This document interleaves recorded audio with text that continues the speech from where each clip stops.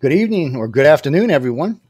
Welcome to the Halloween special with John Goodwin and myself, Joe Montaldo. It's nothing formal today. God only knows what we'll be talking about. We're going to be giving away some books. We're also going to be giving away Kylo Ren's lightsaber today. Yes, I will show y'all an image of it later. That's for the second hour. This one here is not going to be given away yet, not until my Obi-Wan comes in. I haven't decided if I'm keeping the Obi-Wan one or Rey's. I'm not sure which one, but this one will also be going up. This will be somebody's Christmas present this year. As you want to see, the handle is gorgeous. Kind of dangerous. They're a little sharp in some places, but it's great. But the company who makes these... lightsaber? Is that a fighting one? Yeah, it's the fighting one. All the ones we're sending out are going to be the fighting ones because when I met the owner of this, which was at FanX, is where I met the owner.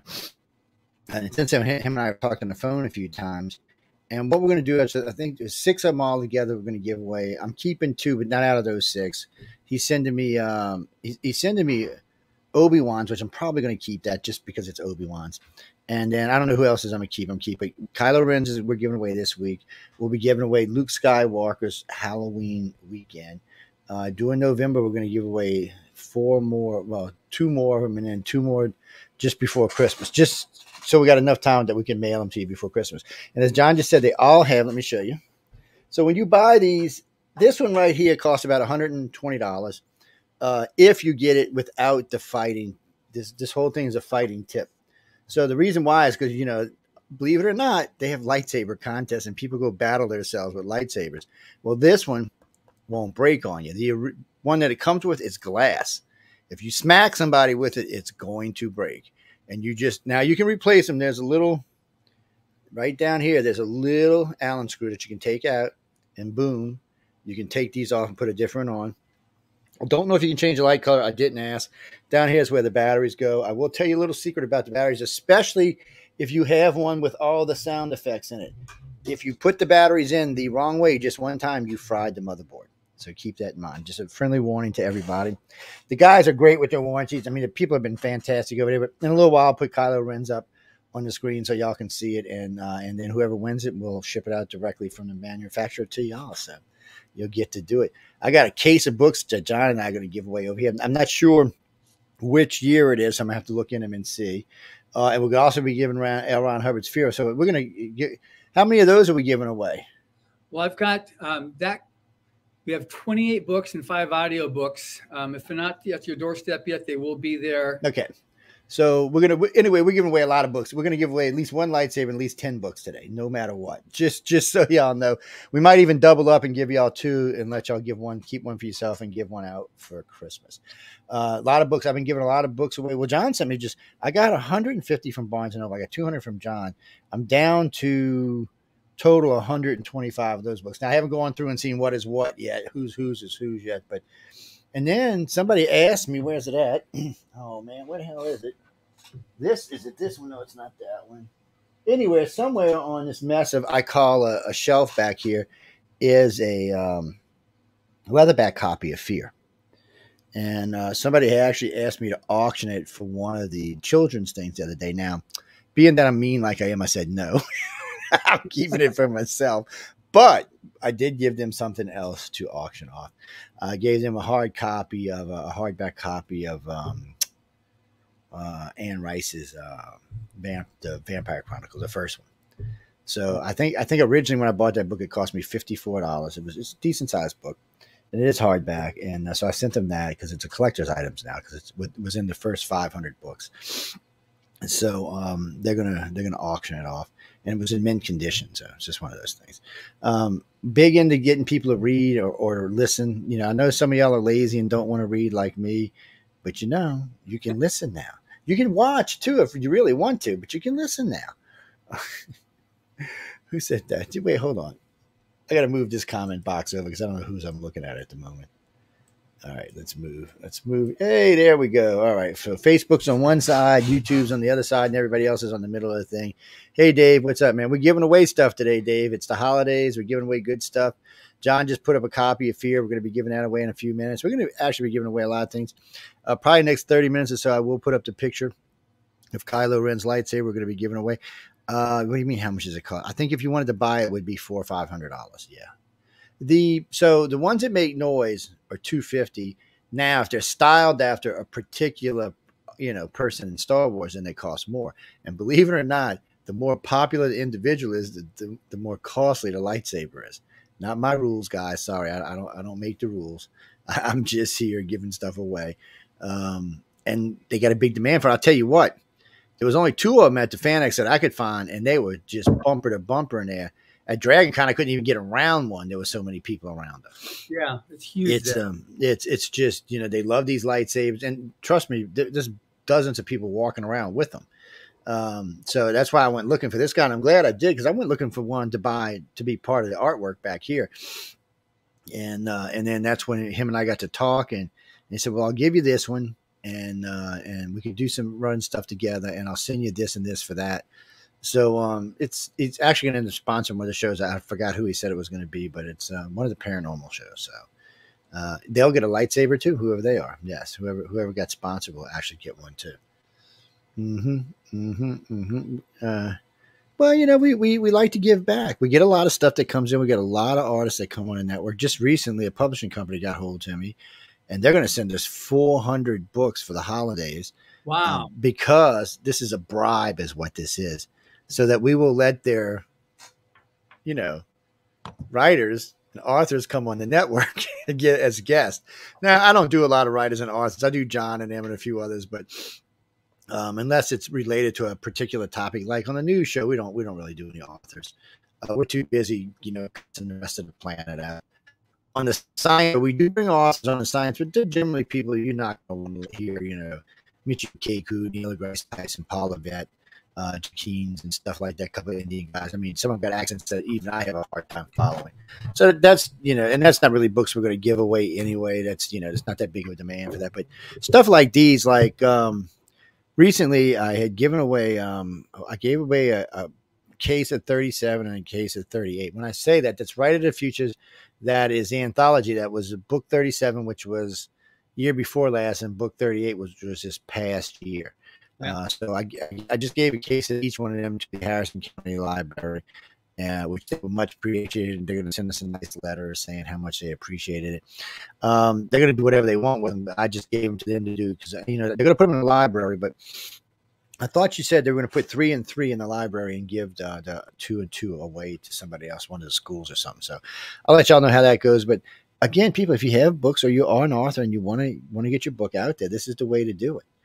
Write in, call in, drive in. I mean, we have 15 live hosts right now and 35 syndicated. So any of them, they're all looking for guests. It's just like Coast to Coast. Everyone's looking for guests. It's one of those things that, we have to do a lot of guests. The only show I bring guests on is UFO on the Cover. Sorry, guys. Or when I do specials like these. It's I'm just, most of what we're talking about is not guest related. The UFO show is, and the paranormal shows are, and the God show. So we have a new God show on the network. Mm-hmm. The representation of God. I'm not even sure what the show's about. It's supposed to span like 5 different.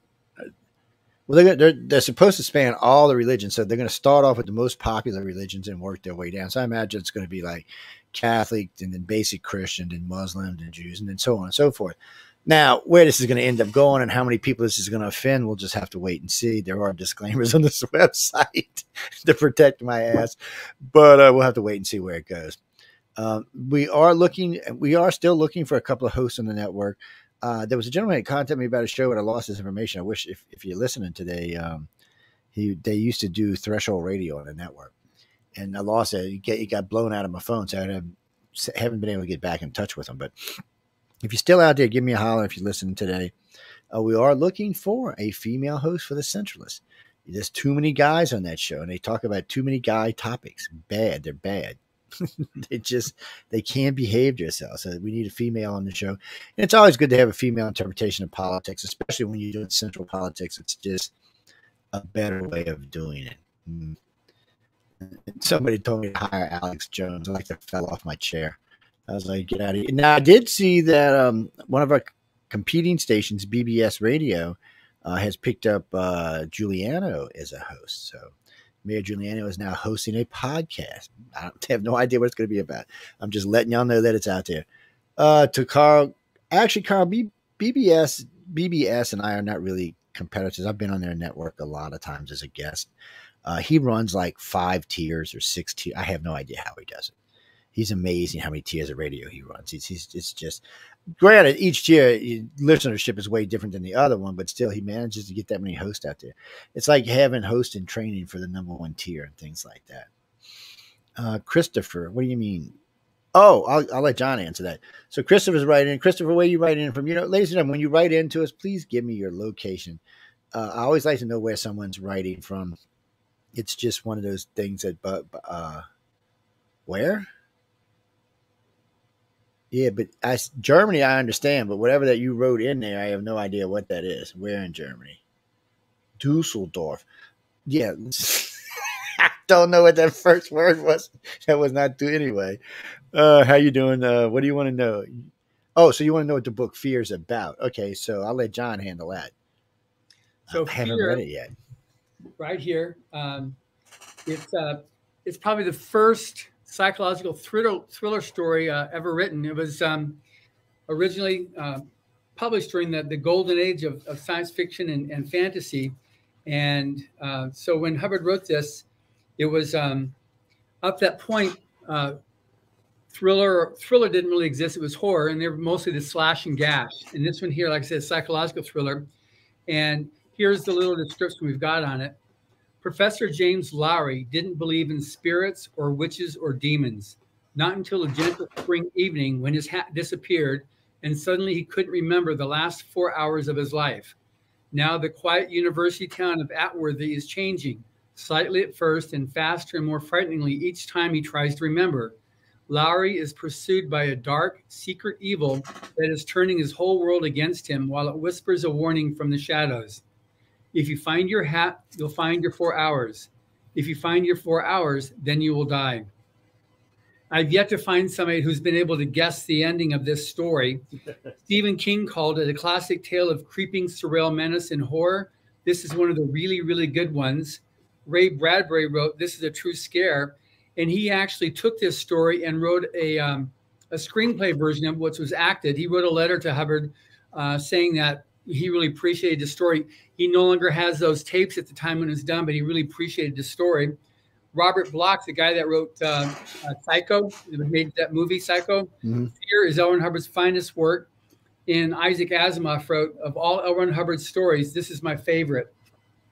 So anyway, it's one of those things where Hubbard even says, don't read this alone at night, because it's, like I said, it's a psychological thriller. It's really good. It's whenever we go to convention, anybody that likes horror or thriller, we show them this and they go, we always sell out whenever we go to convention. We bring in more and they still sell out. It's a really amazing story. Yeah, and people like to be scared this time of year. So, I tell you what we'll do. What time is it now? So in about 10 minutes, I'm just going to let y'all write in. I'll tell you when. We'll give away 3 of the Fear books, but what I need is, okay, I tell you what, I'll make this easy. Tell me when L. Ron Hubbard was born. Okay, this is going to be for 3rd, 5, and 7. That's going into my email. Let me write it down because I'll forget. 3rd, 5, and 7. So whoever's the 3rd, 5th, and 7th email that come in that can tell me when L. Ron Hubbard was born, we'll give you a book. We'll send it to you. I'll have it sent out to you. I'm going to be mailing out a bunch of books this coming, I think Wednesday. So it doesn't take long to get, because it's not a real book. It's not a real thick, heavy book, so it doesn't take long to get there. But I'll check the email in a little while. I don't have it open at the moment, but I'll check it in a little while. So y'all welcome. It's not the only ones. We're going to give away some more stuff too. And then, like I said, I'm going to give away 2 of the 38s. Oh no, I'm going to give away 3 of the 38s and 3 of the 37s because I can see them sitting next to me on the floor over there. So, and we'll talk about that in a little while, what that is as well. Bruce. Hey, so did I answer that question okay for the listener? Did I answer were you good? Were you good? Or you're just going to go read it, right? Well, that's the thing to do. Well, if you get in on the 3, 5, or 7, you get it for free. Otherwise, I'm totally fine to have you purchase it. That's right. And you can just go over to galaxypress.com, click, and there you go. Or we're also on Amazon, and if you're in Germany, Amazon.de, I think it is. Yeah. So You know, somebody asked me the other day, said, "You always do their website." I said, "Because they're the guest and it's their website." I said, "They'll tell you there's other places to buy it." I said, "I'm using their website. That's the one I plug." all our stuff is available also in all the different Barnes and Noble stores or Books a Million. And you know, guys, if y'all are traveling conferences and things like, you know, the different cons and stuff, John and them are usually there, or somebody representing them is usually there. So a lot of these books will be there right now at the book fair there that's happening. It's over tomorrow, but we have two people at the Frankfurt book Fair right now. So, you know, just pay attention. Most people, you need to just check and see what's going on. But a lot of times they'll be in different places, and they got great stuff they bring with them. You should check it out. Well, I go because I went and visited them at Dragon Con. Then I caught up with them at FanX in Utah. And they got a great little setup. You know, I shouldn't say little setup. They got actually a nice size setup. And then, of course, they got Battlefield Earth Boy there with his big hand trying to get you. Oh no, there he is right there. No, life size. Oh, it's huge. It's big enough that I can stand under it, and his hands on top of my head, and I'm 5'10", so well, no, when I went chickies, I'm 6 foot. So I should tell you something right there. Yeah, it's pretty big. Matter of fact, John and I did a live video from Dragon Con, and you can see him there in the background while we're talking. I don't know when Emily and I did the one in Utah, if he was in the picture or not. I can't remember. Actually, I think it was because we were talking about something else. But I think you can go see it life size. I mean, in actual size that way. If not, I posted some pictures here and there, stuff that I took while I was at the two cons hanging out. You know, Billy, I told everybody in their mom I was going to Dragon Con. And you know what's weird? I was at Dragon Con for 3 days, 4 days, and 3 days. Ran into maybe 2 people I knew. I was at FanX, must have ran into 50 different people. Hell, they caught me in the back, a little group of 14 to do autographs. I was like, I'm not here to do that. It's still weird to me. I'm telling you, it weirds me. I'm not anti. If somebody asks me, I'm going to do it, but it's still a little weird to me. I don't know. It's just maybe I haven't signed enough of them yet. There we go. You know, I don't know what it is. It's weird. The first time I ever signed the autograph, I was the Icy Bear, and I used to sign Icy Bear. Yeah, when I was a kid, when I was working for Orleans Icy as a kid, I was getting ready to go in the Navy, and I was the mascot, the Icy Bear, the giant white Icy Bear. That was me. If you seen it on a football field, that was me. Yeah, I know, it was insane. What can I say? It was insane, but it's a lot of fun. It really was. And then the next time was for something entirely different that I did in life. I helped save someone. And then after that, it's been for other work and research that I'm involved in, or from being on Ancient Aliens or History Channel, Discovery and stuff like that. So, or like locally, I've been in a paper a couple of times. They've done full page articles on me. Or if you're in Australia, the Scientific Journal did a whole freaking, it was like 5 or 6 pages. Oh yeah, it was great. It was great. Well, they did the whole thing, and then my rebut, they actually posted in the article. It was nice. They didn't have to. I have to give them credit for that. But it still feels weird to sign an autograph. It just does. Matter of fact, my wife last, we were in Cortez, Colorado, stopped to get something to eat, just hanging out. Guy comes up to me, "Can I get your autograph?" My wife's looking at him like, "Well, you're going to sign it, right?" I'm like, "Yeah, but it's just weird, people." I don't know. Anyway, moving on to something else. Yeah, Cortez, no, not New Mexico, Colorado. I'm sorry. Yeah, thank you for correcting me. It was Colorado. We spent the night there as we were headed to Salt Lake City. We spent the night in Cortez. Mm-hmm. Nice, quiet little community. Lots of interesting people. Had dinner, stayed at a little hotel down there. And then the next day we hauled ass to Utah. And by the way, there's a big UFO place that I missed it. I was in a hurry. So, plus I was doing like 90 when I went by it. When you get on, I think it's Interstate 85 or something. Right at the bottom of it, right where the on-ramp is a big green store with aliens and UFOs all over the place. I have no idea what it is. I'm going to look it up one of these days and see what it is. But so I see somebody's won already. Yes. And people, remember, put your contact information in. If you forget, write me back and put your contact information in there. Well, I'm not psychic. If I was, I wouldn't be doing this for a living. I'd be at the horse races, the casinos, or somewhere I could win a lot of money. No, really, contact me. So Hold on. So far, just one y'all won so far. Oh, please don't send me stuff about Trump. I see enough about Trump last 3 or 4 lifetimes. I gotta be honest with y'all. And I'm not trying to be anti-Trump. I'm just saying I see a lot of stuff about it. Well, David Wilkes has got. Is that the first one that won? No, he's in here with us. Carol Wilson is the first one that won. I got to write this down because I'll forget. Any other time there'd be 5 ink pens right here. Hold on, guys. I got to grab an ink pen.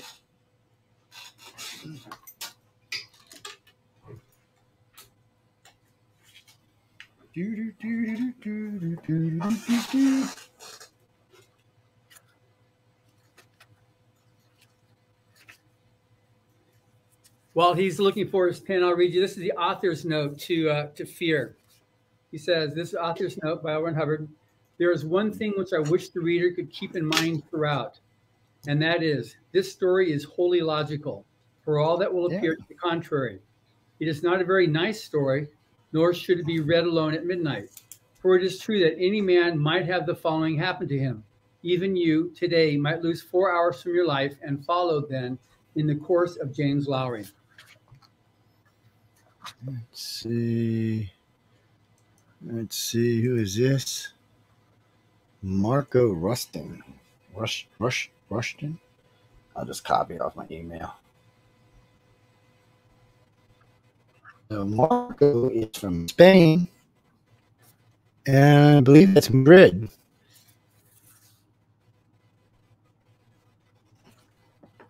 So winner number 2 is from Madrid, Spain. Winner number 1 is from Wyoming.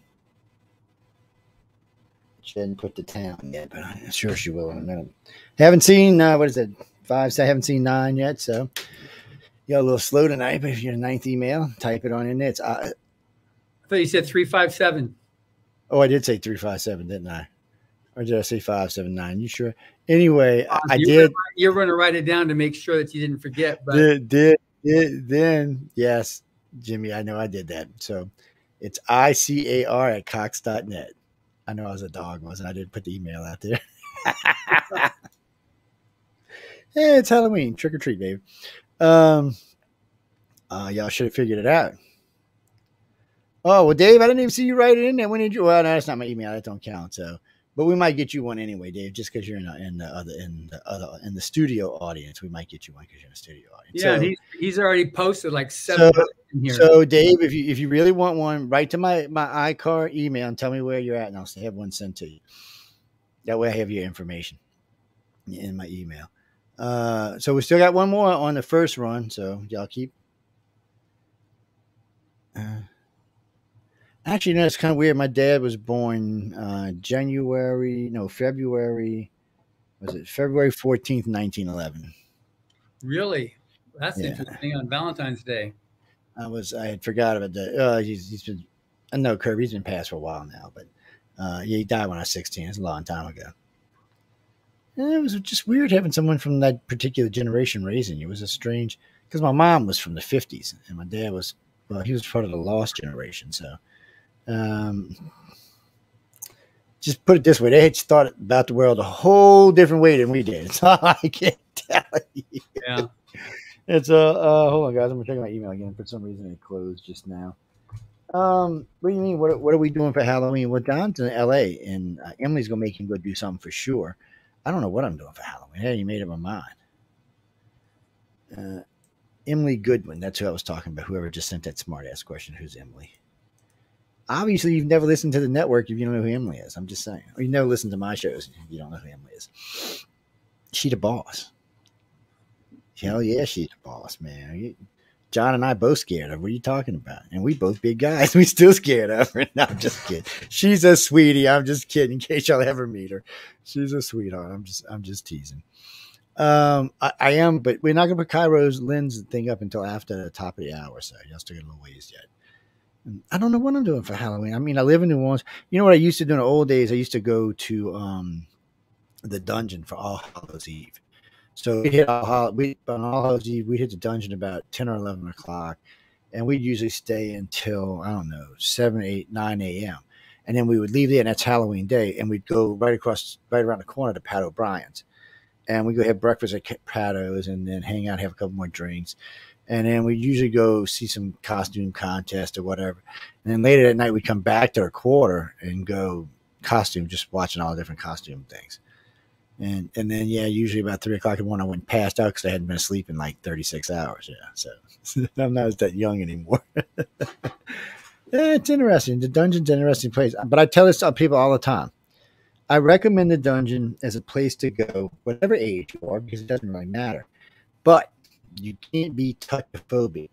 The place is so small, and there is so many people that, unfortunately, you're just going to get touched in places that you shouldn't get touched. You can't, even if you got your hands at your sides, that doesn't matter. The best way to walk through there like this, your hands up in the air.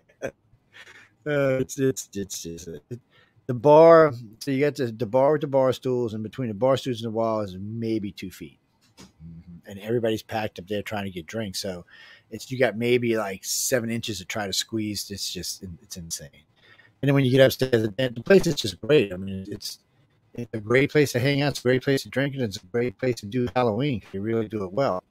Now there is the vampire ball, which is Halloween, and there is Anne Rice's party. Now, she's passed. I don't know if they're still doing it or not, but they were doing it. So Anne Rice always put on a great party. She wasn't always there, but she always put on a great party. The vampire ball is also a good party. So, I mean, and then the Haunted Mortuary does something on Halloween. They got the old mortuary from the 1800s. They turned it into a place to go investigate ghosts. It's got 2 suites in it if you want to hang out, and they got cameras all over the place and go ghost hunting. So you can do all that interesting stuff. You know, you want to really know, I'll probably be in a casino. I'm not even going to lie.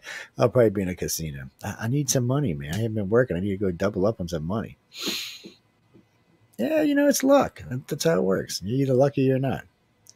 I would not recommend the casino as a job. I mean, as far as gambling goes, unless you're really good.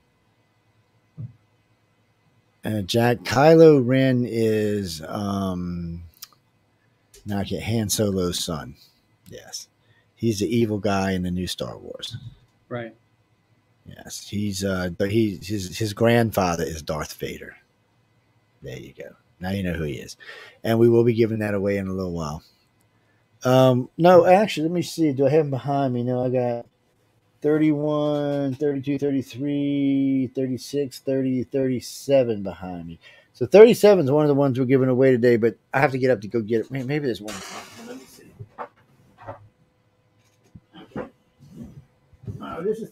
Oh, wait. I forgot I had these. So we're going to give away 36, 37, and 38. I'm going to give away 2 of each.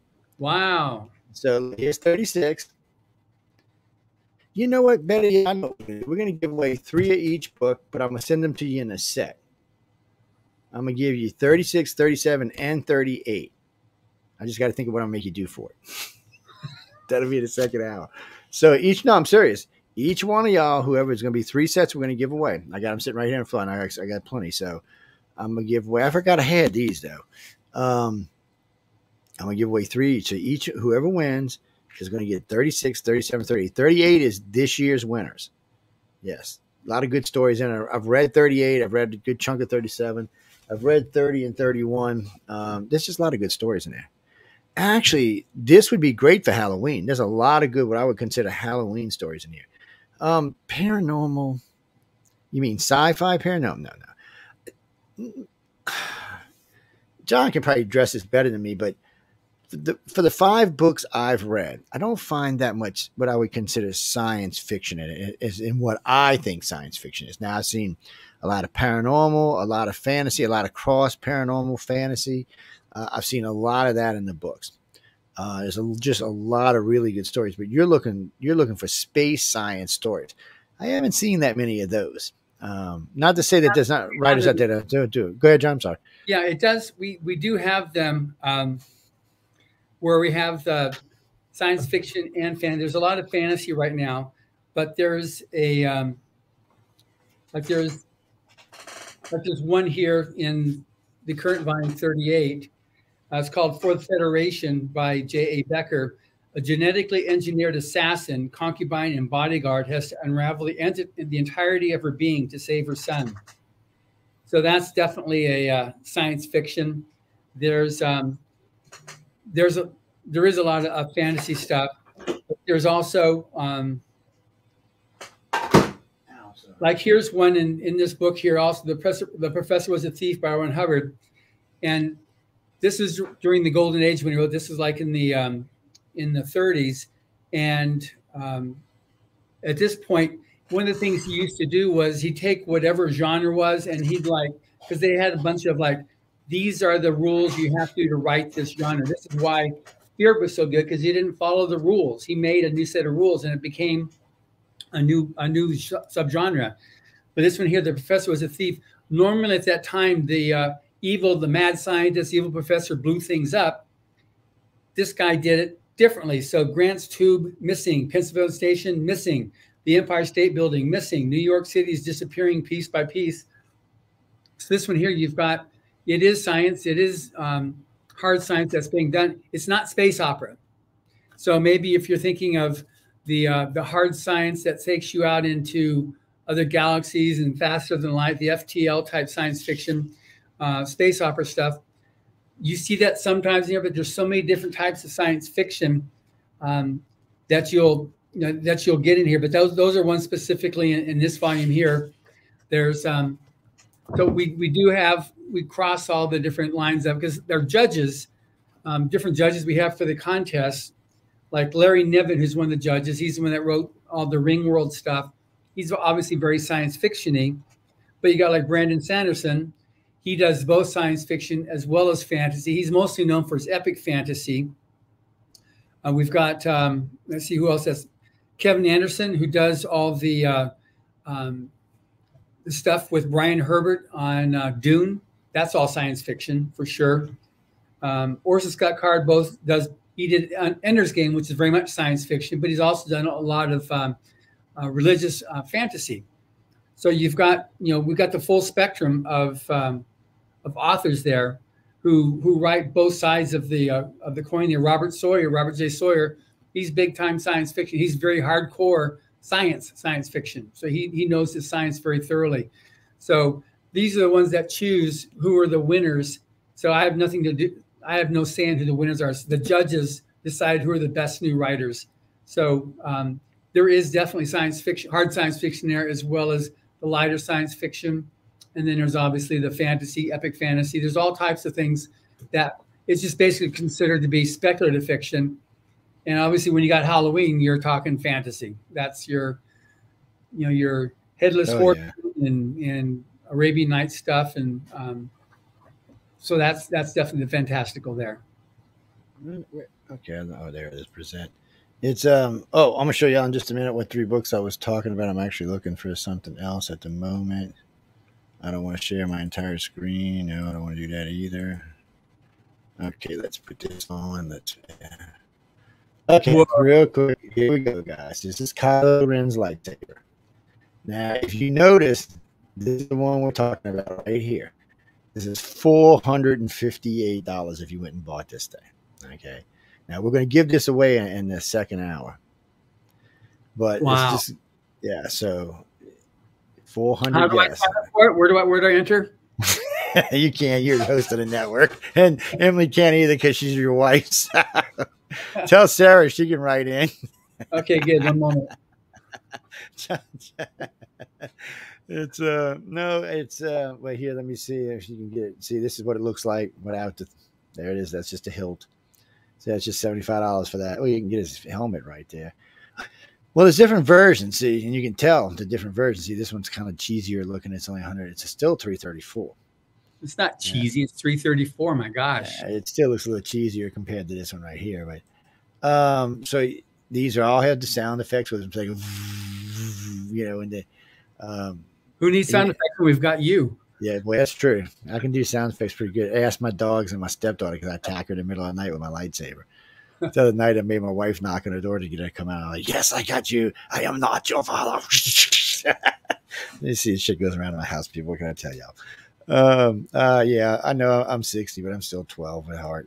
I don't know what to tell y'all. But anyway, we're going to be giving this away in the second hour. But the question may be just a tad bit harder. So What do you mean? Would it be Star Wars related?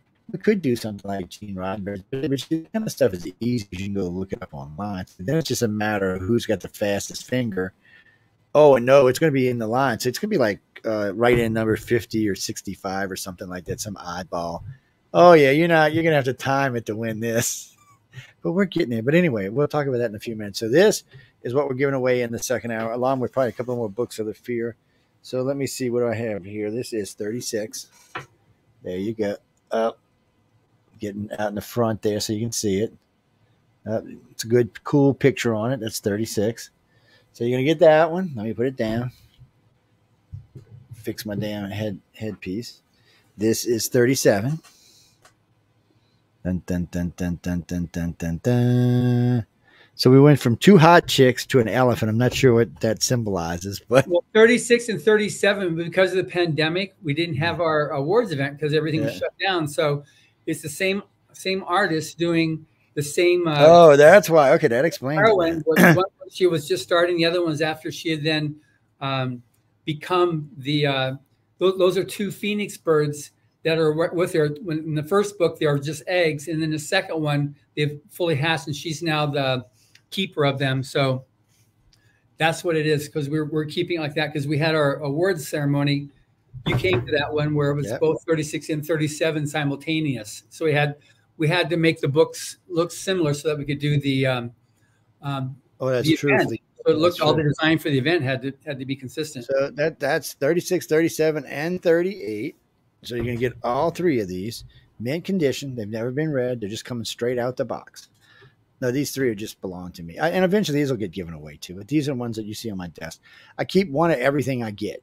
Well, eventually I'll get the whole entire set. Well, somebody just sent me this group right here. I gave away 2 bunches of these from, I think it was like 30 through 35 or 36. I gave away 2 boxes of these.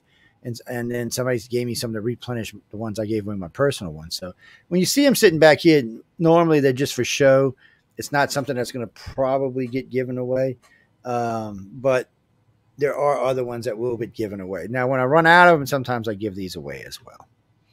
Now, one thing, if anybody's interested, if they're already familiar with Riders of the Future, it's probably one of our best specials. We did really well also at Dragon Con and at Salt Lake City FanX. We have a 7-book package. You can get it at galaxypress.com. It's a 7-book package of the earlier, like in the volume 20 to 29 or something like that. And I think it's all 7 books for like $30. It's an amazing deal. They're not trade paperback size. They're the mass market paperbacks. They're like, the smaller books. But there's 7 of those for $30, and that's like the best offer we've got. And we've got that up right now because of the holiday special at Galaxy Press. Get over there and get them, people.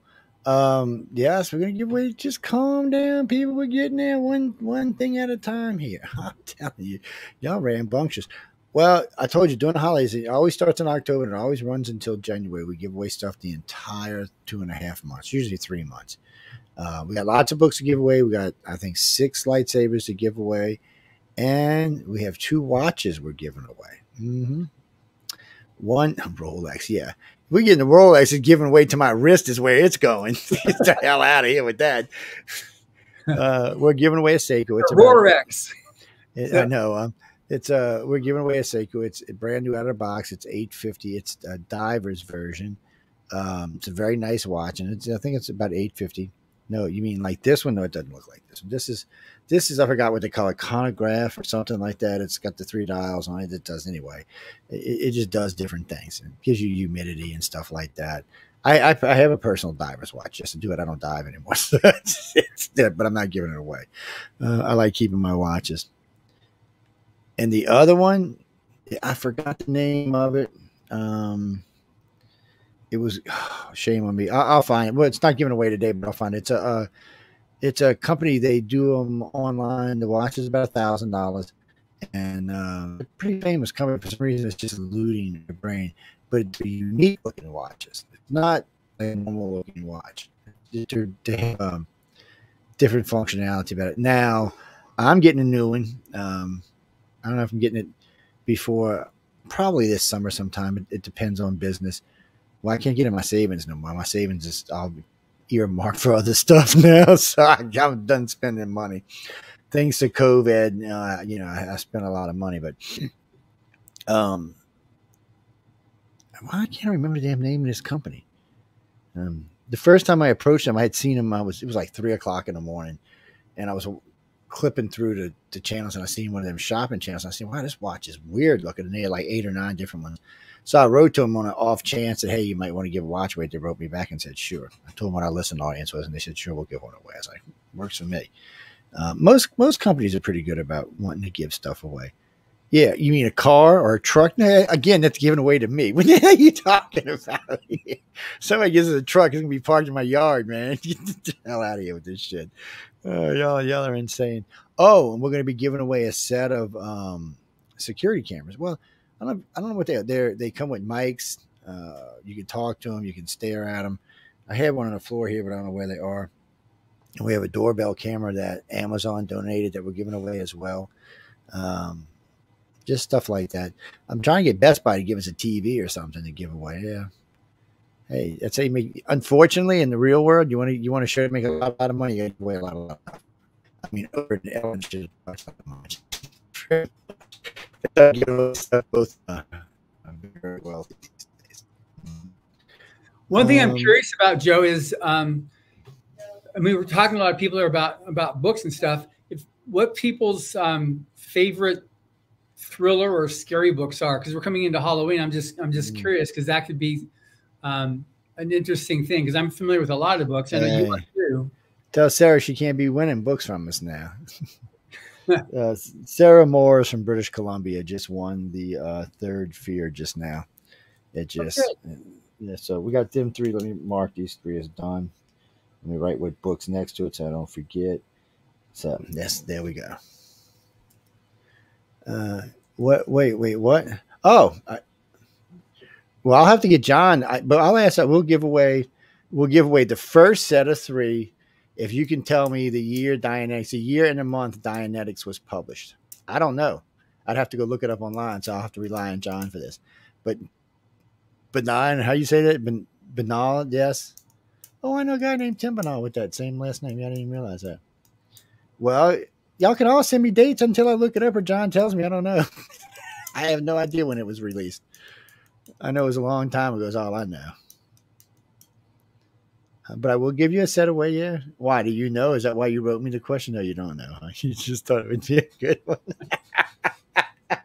That works. I'm not that works for me. So, guys and girls, so if y'all can tell me when Dianetics was published, the month and year, I'll give you this set right here. I know, and that should have been a question we asked for the saber. That's a pretty hard one. No, I'm not asking you when Gene Roddenberry's birthday was, because he's not even the guy who did Star Wars. Yeah, doofus. What you thinking about? Wrong guy. Oh, man. Anyway, I want to get back to it. Yeah. Well, we'll find out in a few minutes. But so what are you going to read this month? Something scary? Something good? I know a lot of people who I've been talking to lately are going back to the classics, except for a bunch of people who want to watch Jamie Lee Curtis in the new Halloween. Is that what it is? Halloween, the final, whatever the hell it's called. I'm not watching it, people. I'm sorry. I haven't watched any of the Halloweens except maybe the first one. I just blood and gore is just not my thing. I can't. I don't know how to say so. You know, it's just not what I'm into.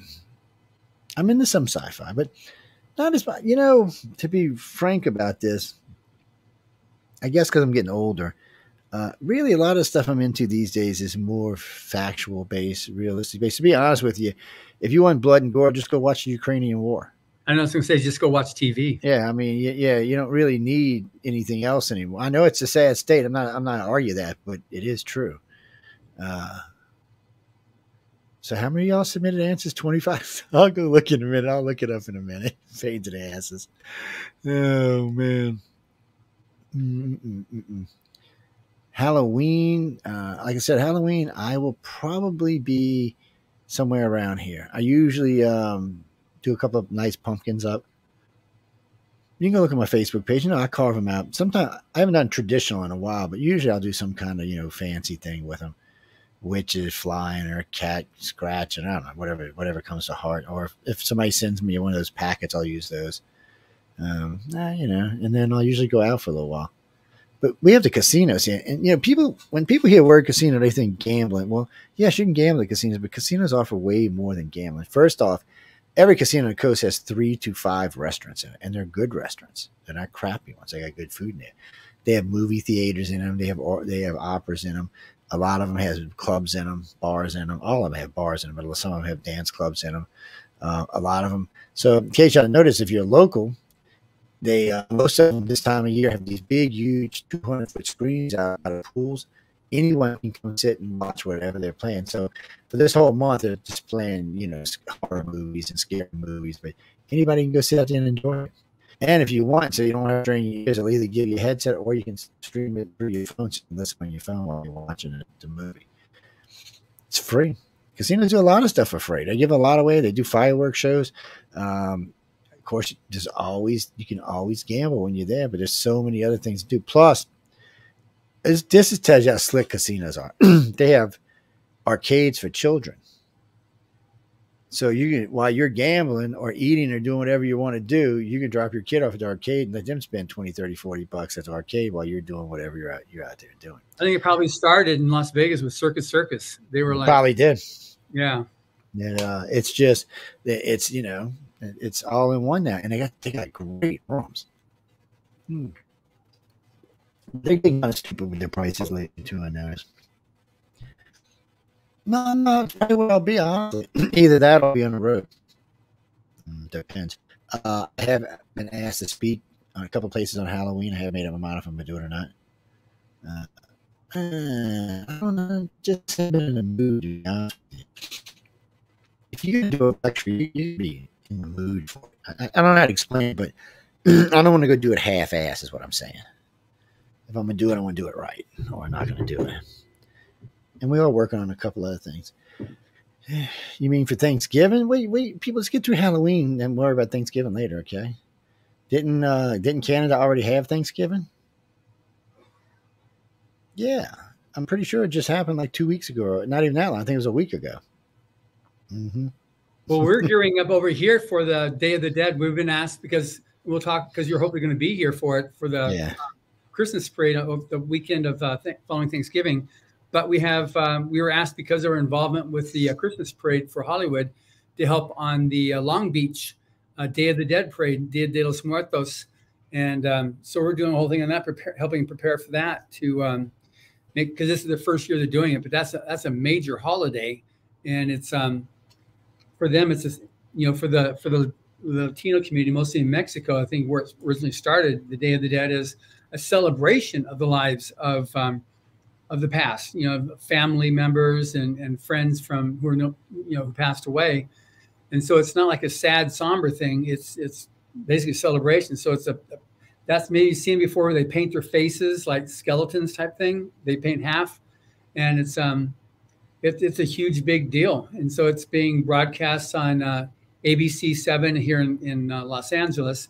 So we're helping them put on the parade and providing some more groups to participate in it. And then from there, we're gearing up now for a bigger parade, the Hollywood Christmas Parade, of which we're the green room. And we got, I think Emily told you before we started this interview, Danny Trejo is going to be the Grand Marshal, and we're going to have performers like Backstreet Boys will be performing. They're just coming out with a new Christmas album this next month. So it's that sounds fun. We have a lot of and I really liked it. The Day of the Dead that has a big holiday. I always enjoy it. Real quick, guys. Okay, I just checked to make sure you're right. You said May 9th, 1950. So you're correct. I just looked it up. So right. So her name is Hella Kemp from London, England. It's going to cost me a little bit more to send you these, but you'll get all three of them. Just these on the side.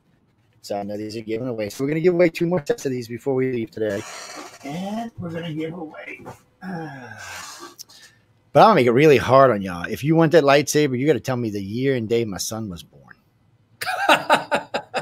Oh, shit. Yeah. I'm not kidding you. You think I just seemed like you. I can't just repeat what like 8 people just said, but effing kidding me? Yeah, I can say that part. Yeah. So you tell me what year and day my son was born. I'll even help you out. Okay, I will tell you he was an Aquarian, and he was born 10 years after his sister, who was a bicentennial baby. Y'all figure it out from there. Okay, I ain't giving you no more than that. You can just play the dates. There's only so many dates in January, isn't this? 31 days. Figure it out. I custom ordered him. I told my wife I wanted a green-eyed baby boy on or as close to my birthday as she could get it. So if you know my birthday, you're in the ballpark. Mm-hmm. Mm-hmm. Mm-hmm.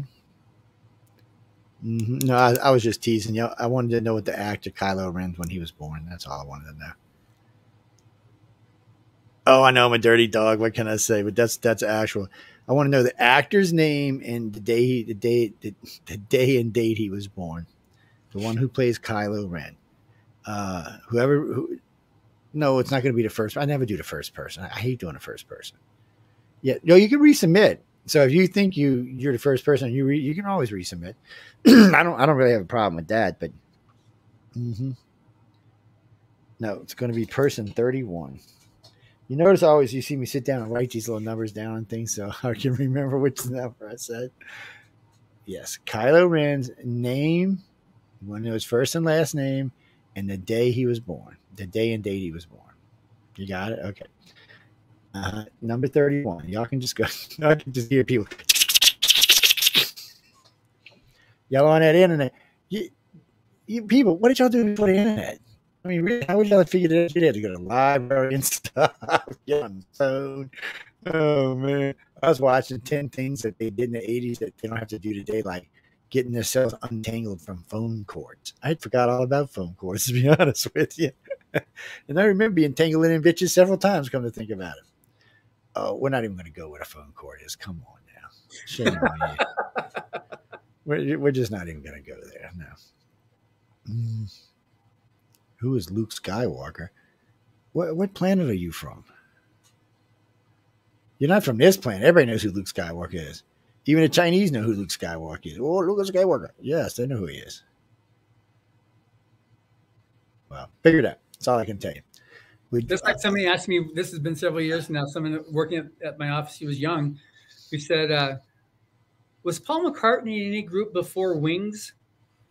And it was like, but my first you got to be sure no like shock of reality, like, oh my gosh, you're kidding me.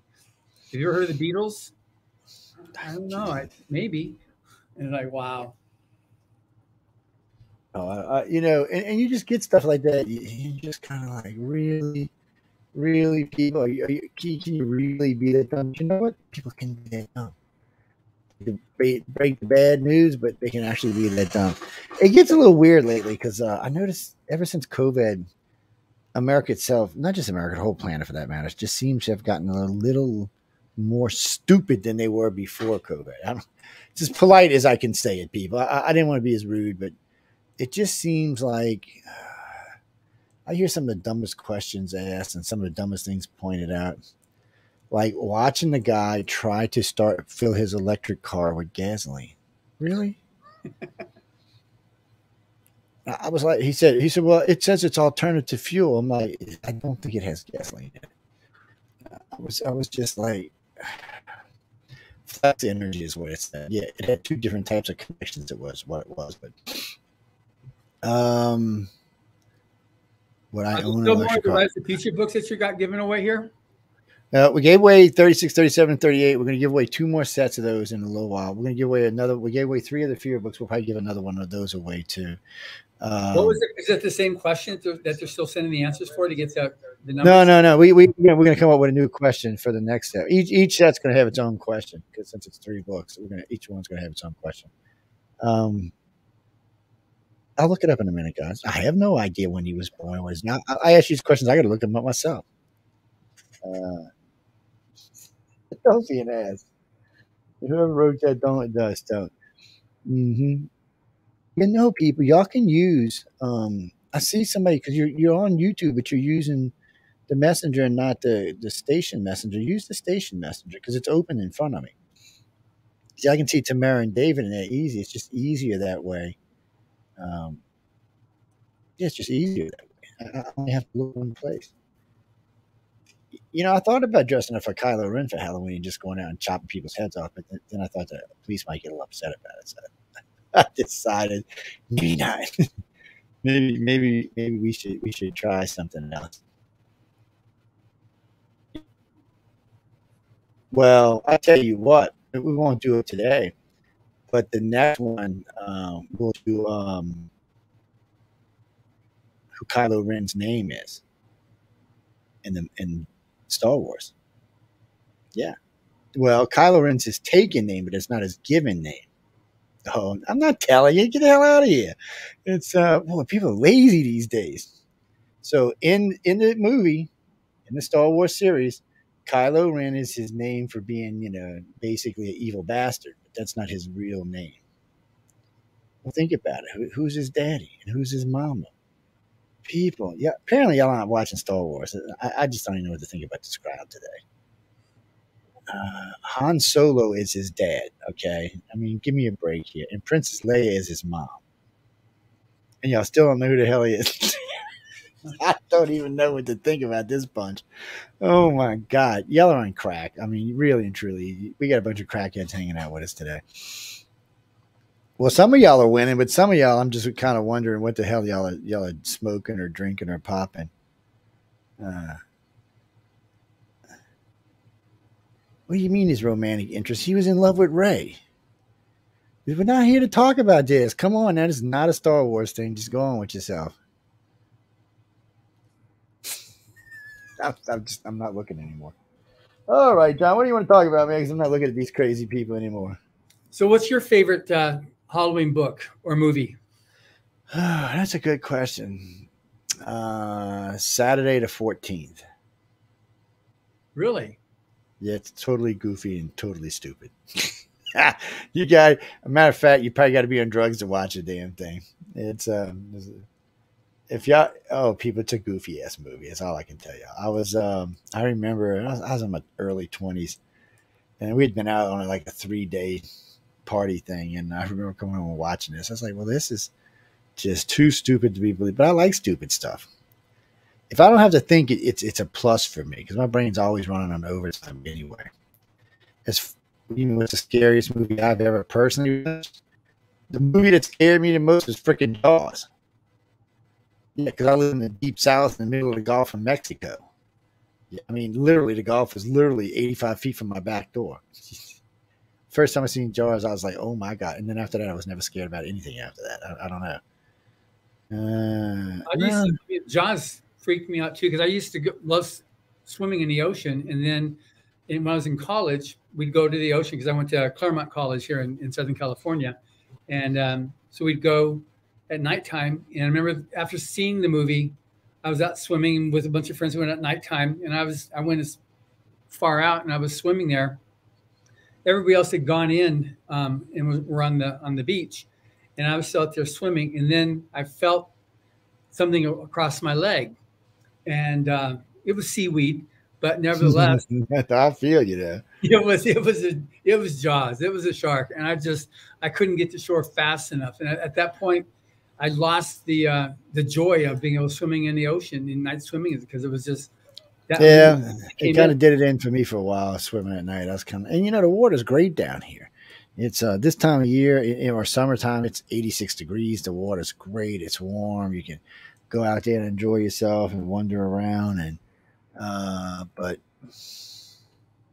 after Jaws, I didn't want to get in the water for a while. I was kind of like, nah, I think I'm gonna leave this alone. Yeah, that's unfortunate because it was such a pleasurable thing, and then it just got totally robbed because of that. That to me is like one of the downsides of the horror genre because it'll take something that could be just totally innocent and turn it into something really terrible, like a closet under your bed. It just all of a sudden, a branch scratching on your window outside with the wind blowing. It's a monster trying to break in. It's just amazing what these movies will do to, I mean, that's the standard thing that they do to be able to get you totally freaked out. And that's part of why, this book here is so good because it takes just something that's really simple and ordinary and turns it into something that's way not so. But like he says in the introduction here, in his introduction to it, he just, in his author's note, he says, and I'll read it again, there is one thing which I wish the reader could keep in mind throughout, and that is, this story is wholly logical, for all that it will appear to the contrary. It is not a very nice story, nor should it be read alone at midnight, for it is true that any man might have the following happen to him. Even you today might lose 4 hours from your life and follow then in the course of James Lowry.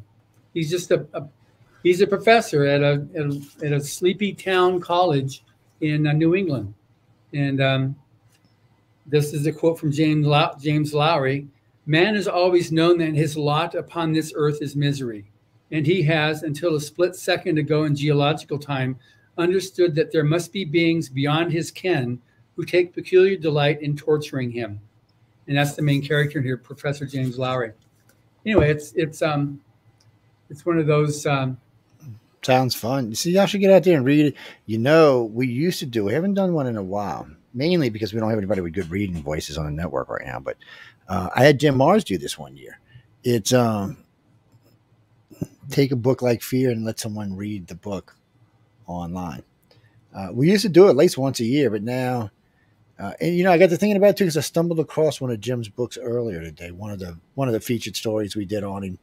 I was looking for something else, one of his alien books. It was strange. Oh, and by the way, Katrina Hartkill just won the lightsaber from Mexico City, Mexico. Wow! People, what is with y'all? I should put rules on this: U.S. citizens only, man. Louisiana citizens only. Yeah. Well, you know, yeah. It's so in case y'all wanted to know, his name is Adam Driver, and he was born November 19th of 1983. Yes, I just got through checking it just a minute ago. I can't be giving shit away until I check it. Yes, there y'all go. That's Kyle Ren, or Ben Solo is his real name in the movie. In case y'all didn't know that too. I can't use that as a question now because I told you. Now for not Obi-Wan's, but for Luke Skywalker's, one of our hosts put up a question about the writer or producer of Star Wars. It's a tough one. We ain't gonna talk about it tonight because we're not giving another one away tonight. But when we do, it's a tough one. It's one of the ones gonna make it pull my hair. I had to go look it up online twice to make sure I had it right. It was just a tough question. He's good at those. Oh, I tell you what, we'll give away three right now. Now I'm gonna give you an easy question. If you can tell me what John's job, what John does for who he works for, and what he does, what is his position for who he works for. And I had a hard time spitting that out.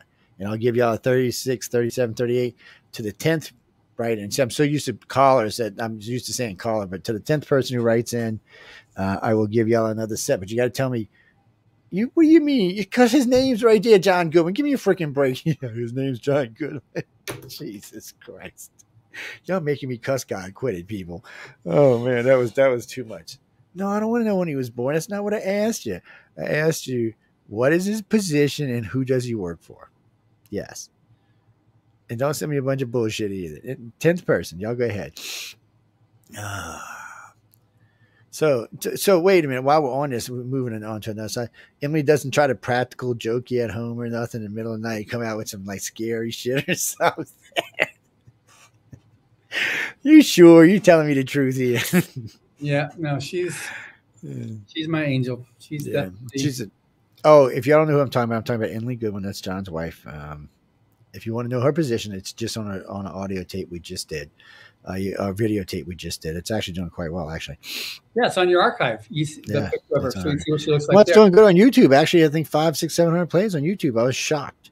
YouTube never gets 500, 600 plays, so I was kind of like, "What the hell is going on here?" Yeah, well, they saw what she looked like. Oh, for the third set, we're not going to give the third set away till about 10 minutes to the top of the hour. But if you can tell me what my newest dog's name is and what she is, I will give you that set of books. It has nothing to do with Writers of the Future. Well, I gotta tie the two together. So you have to tell me what my dog looks like and what her name is, but you also got to tell me where the gala is held for Writers of the Future every year. So, do I want the city or the location? We'll go with the city because most of y'all aren't going to be able to figure out the location. You'd have had to be there to know what the location is. So I won't be that cruel.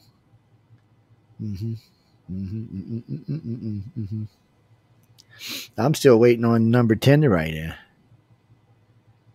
Well, I see a couple of y'all got it right, but you're not 10, so there's nothing I can do for you. You're like 6 and you're like 5. That's not helping y'all. Joe.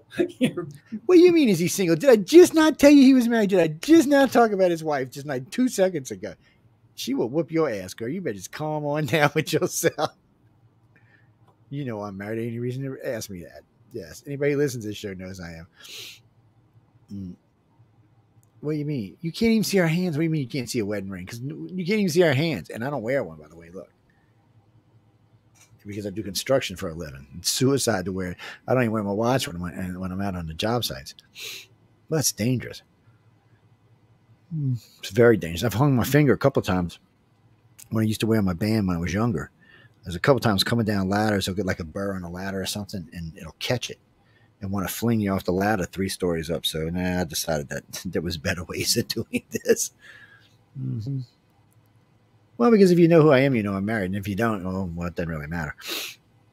Yeah, it's just one of them things. Well, come on. I see, we got 9. 9. So I'm going to have to go back and count how many people got it right to get, yeah, because number 10 just got it wrong. So, oh, y'all need to be on better drugs than I am. That's all I can tell you. Well, I see. Yeah, well, that's true. And that's where it is held. But that's the next one. So we got to wait till the top of the hour for that. Well, you probably won if I'm looking at the number right. Yeah, it's 31-10. I get confused. This Adam guy is a pretty good looking guy, man. This guy's not bad looking. He should be. He should replace what's his name in the Matrix. He kind of looks like Keanu. Keanu's old, man. It's time for him to retire. It's time to move on. That last movie, I'm not even going to get into that. That was not. Was from the last Matrix movie? Yeah, I tried to watch it. I really did. I just tried to watch it. I don't know. It just didn't do it for me. What is my favorite Halloween movie? You mean, okay, do you mean Halloween as in general the holiday or as in the movies Halloween? Because what is it, like 12 of them now? That's what you meant? I've only ever watched the first one. John might have watched more. I've only ever watched. I couldn't get past the first one. And it's not that it was scary. It was just junky.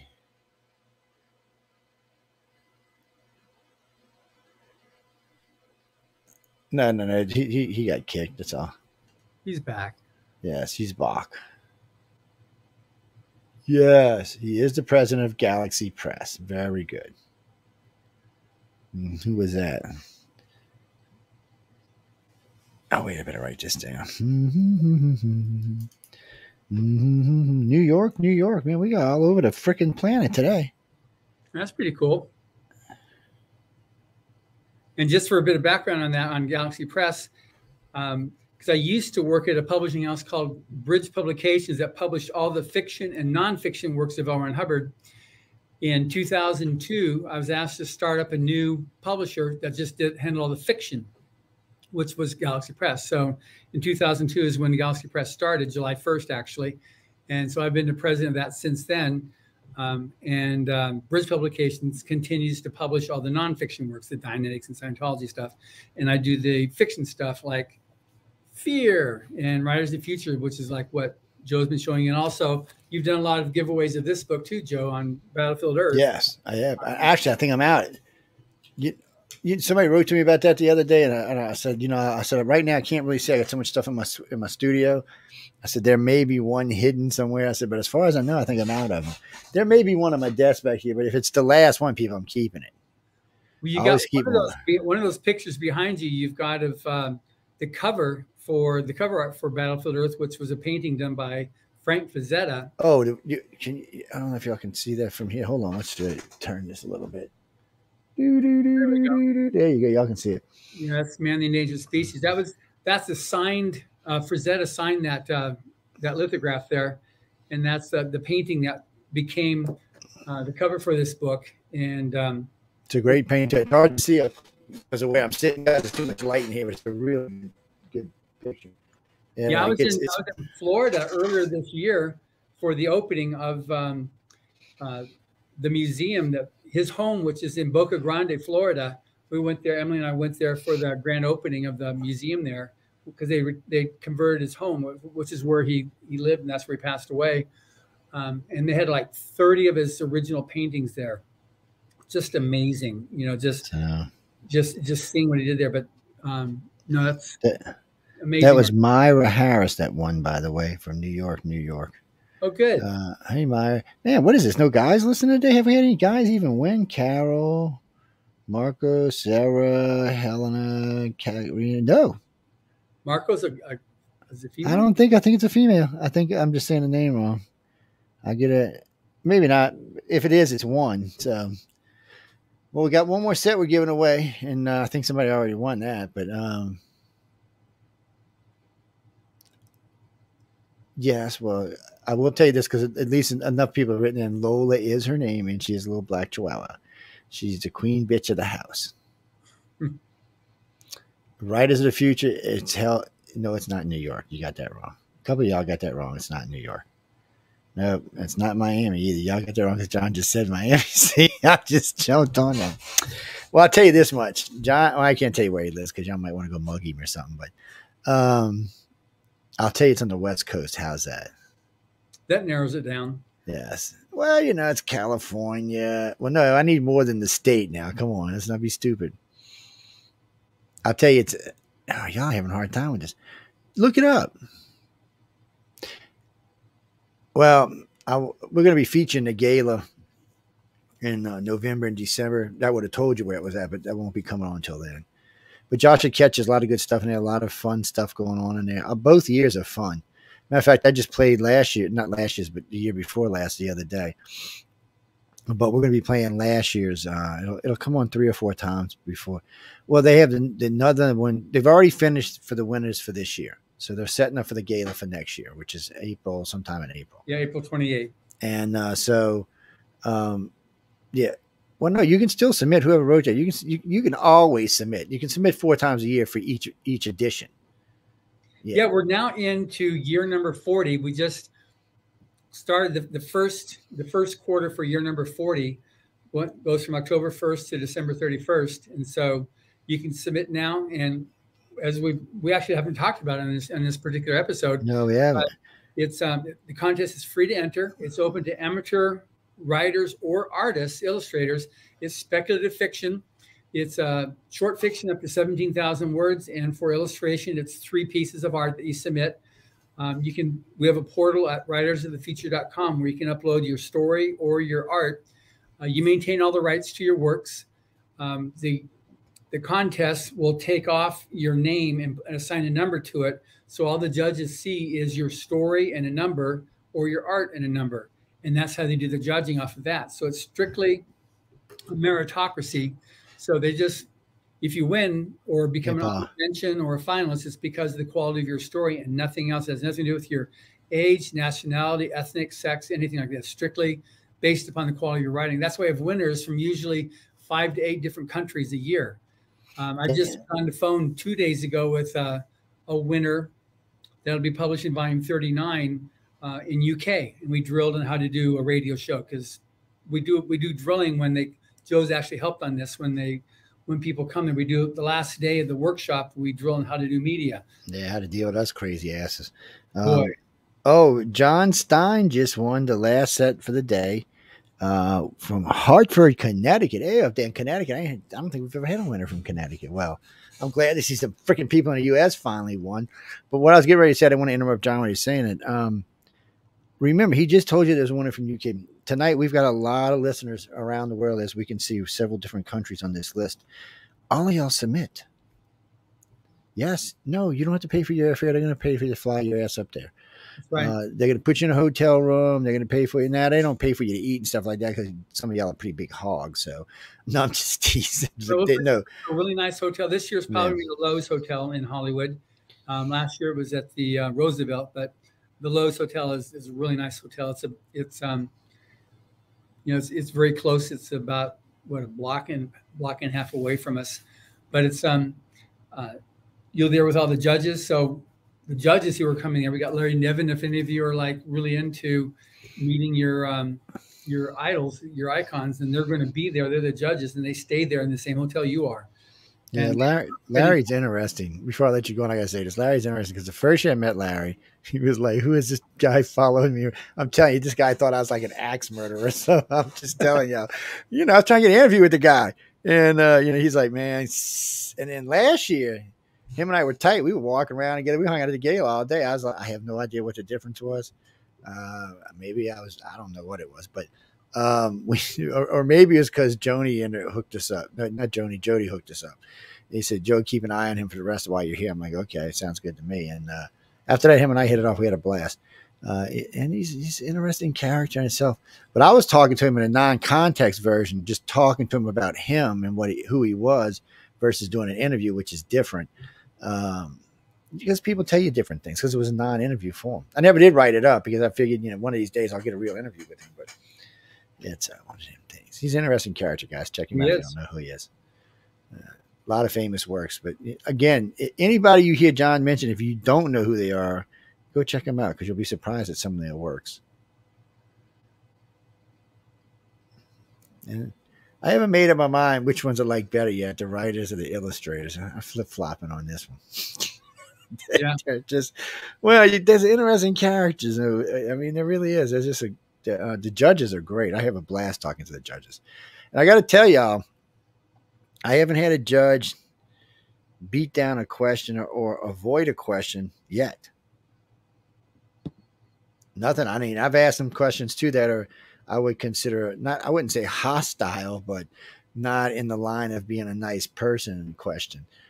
Just in, because I've asked questions like when John first introduced me to these people, I was like, so this is all blind judged and this, that, and the other thing. And I was pushing him kind of hard because I wanted to see if he was telling me the truth.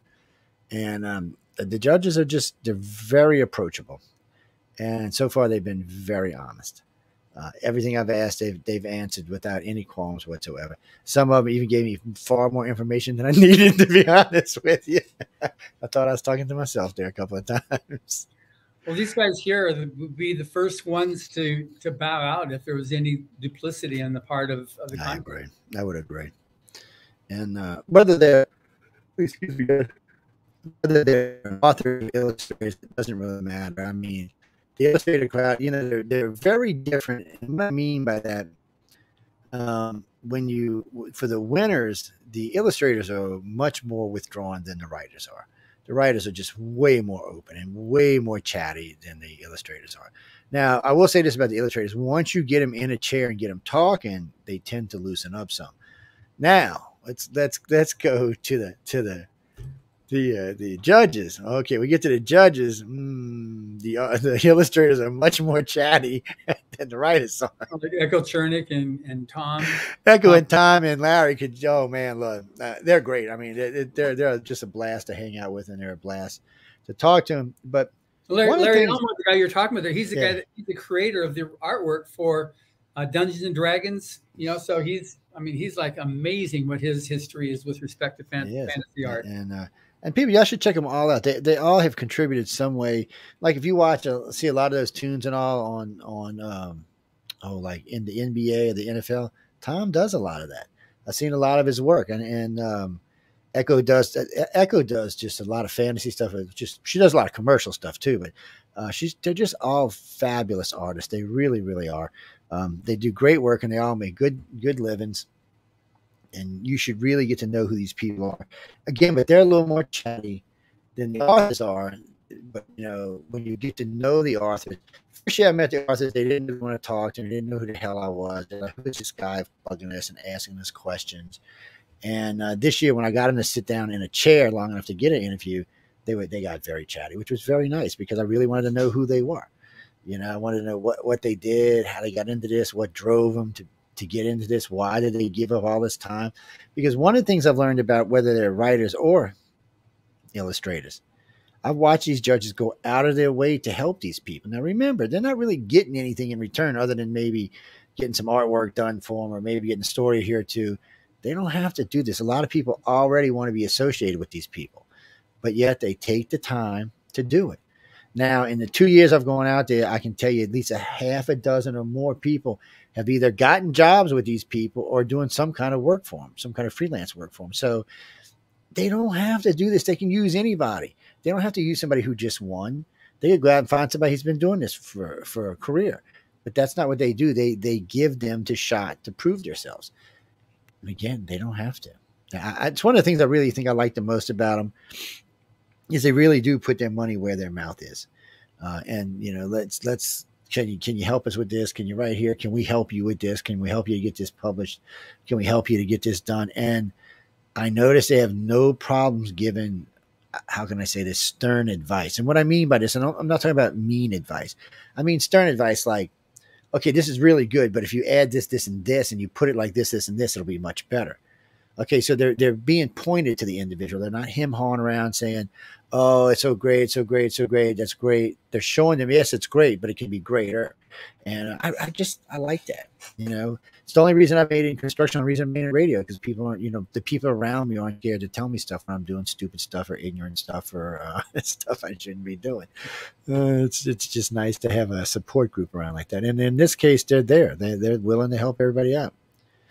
And then there's the boss lady running around making sure they're all keeping their asses in line. I'm not saying who that is.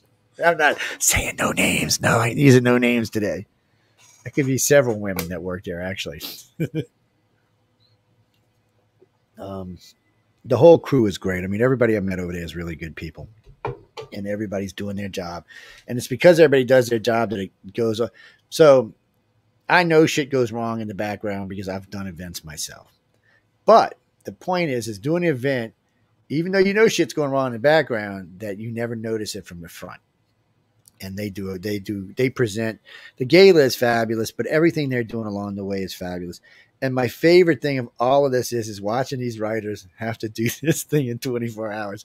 I've got 2 years of great video of these guys. It's just, a matter of fact, I want to write to Jeff. I got one of him where his eyes are like this big. His face is like, it's just great. It's, I got a couple of the youngins looking like they're about to explode. Yeah, they have to write a story in 24 hours. That's one of the things that the writers go through. Yeah. So they do. Speaking of that, I need to write back to Chris. I ain't heard back from him in a couple of weeks. And he's in Poland, I think. Yeah, he's in Poland. Yeah. Last time I talked to him, he was in Poland. He had something new coming out. He was talking to me about maybe helping him get it out there. I said, yeah, sure. Just let me know when you want to come on. Yeah, he sent me a copy of the book. He's doing a final revision of it, but I'm reading it now so I can have him on the podcast as well. So he'd be great to be on this show. He's a hoot and a half. Yeah, he's high energy too, which is nice. He's good looking, which is also nice. People, you don't have to be good looking to make it in the world, but it doesn't hurt. Yeah. I'm not going to lie to you. It doesn't hurt. Chris is just very high energy. He's an Aussie. How the boy affords to travel as much as he does is beyond me, but he does manage to get around a lot. Right now he's in Poland doing editing work, last I heard. He was editing for somebody. Chris Winspear. Yeah. Yeah, Chris Winspear. And he's fun to go out with. We had a great time out drinking, so. He's a good writer, good alcoholic, all around good person, So. All right, now I don't mean an alcoholic like that kind of alcoholic for anybody who gets crazy. It's rare I meet someone who can drink. When I drink, I can drink. So it's rare to meet somebody who can drink. Most people I know that when I hang out with me usually pass out in the first hour or two. They're usually out. Okay, Joe's killed us now. Let's move. You forget, people, I'm from New Orleans, where we don't even go out till midnight. Yeah, it's a little different. It's a different kind of way of lifestyle anyhow. But I don't drink. The only time I've drinking in the last 2 years is when I was out by John and him. It's one of the things. No, we gave away. I gave away 9 of them tonight. We gave away 3 of the Fear books, the lightsaber, and 3 sets, 36, 37, and 38 of Writers of the Future. Yeah, it's L. Ron Hubbard. Yeah, what are you talking about? I'm confused. Repost that statement. Okay, when you get through, just text me because I have no idea what you're talking about. No, L. Ron Hubbard sponsors Writers of the Future. Yes, there you go. No, he's not there because he's passed away in 86. If he's there, he's in there as a ghost. I guess, maybe they should do this in October and they can invite him every year to a seance. That's if you believe in, if you don't believe in reincarnation. There you go. How's that? No, it's L. Ron Hubbard's Writers of the Future. No, Yeah, he it's not. created the contest in 1980. He endowed it, and he passed away in 1986. It was in his will to continue funding it.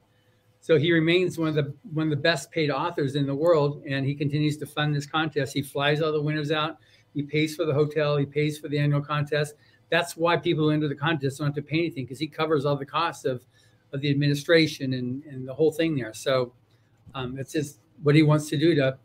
The last genre he was writing in was science fiction and fantasy. That's when he wrote Battlefield Earth and then Mission Earth. And he wrote in Battlefield Earth Introduction that he saw science fiction as the herald of possibility.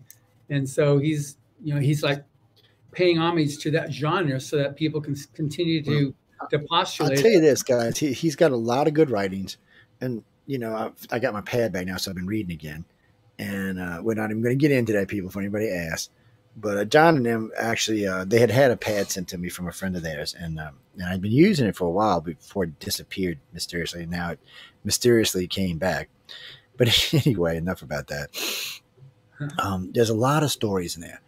And no, you see, when you all say science fiction, I don't think there's lots of genres, okay? And science fiction sometimes doesn't incorporate what y'all think it does.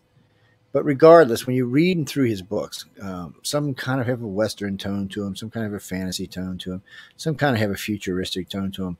But what I really like about him is he seems to be 20 or 30 years ahead of himself when he's writing. Hey, Jay. You see that vicious attack dog, huh? But he really does. I mean, a lot of stuff when I'm reading through, especially stuff that he wrote back in the 50s, he seems to be 50s. He's in today's politics. Yeah. I don't know how. I mean, the guy saw that far ahead. I mean, he's in today's politics. You'd have to go read several of the books to understand what I'm talking about. And I've been listening to a lot of them because I got some of them on audio as well. And it's just he is in today's politics, which is strange. Well, Elrond's a guy, you either love him or you hate him. He's no real in between with him. He's just that kind of person. And he's not the only kind of person. Like, there's lots of people on our planet like that. They either love or hate. Not exactly sure why he doesn't get any middle ground, but he really does.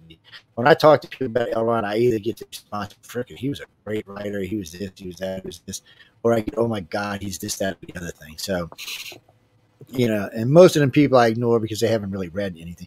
It's my favorite question I ask now when we're talking about Elrond and he comes up in a conversation and someone tells me something negative. I said, have you read his books?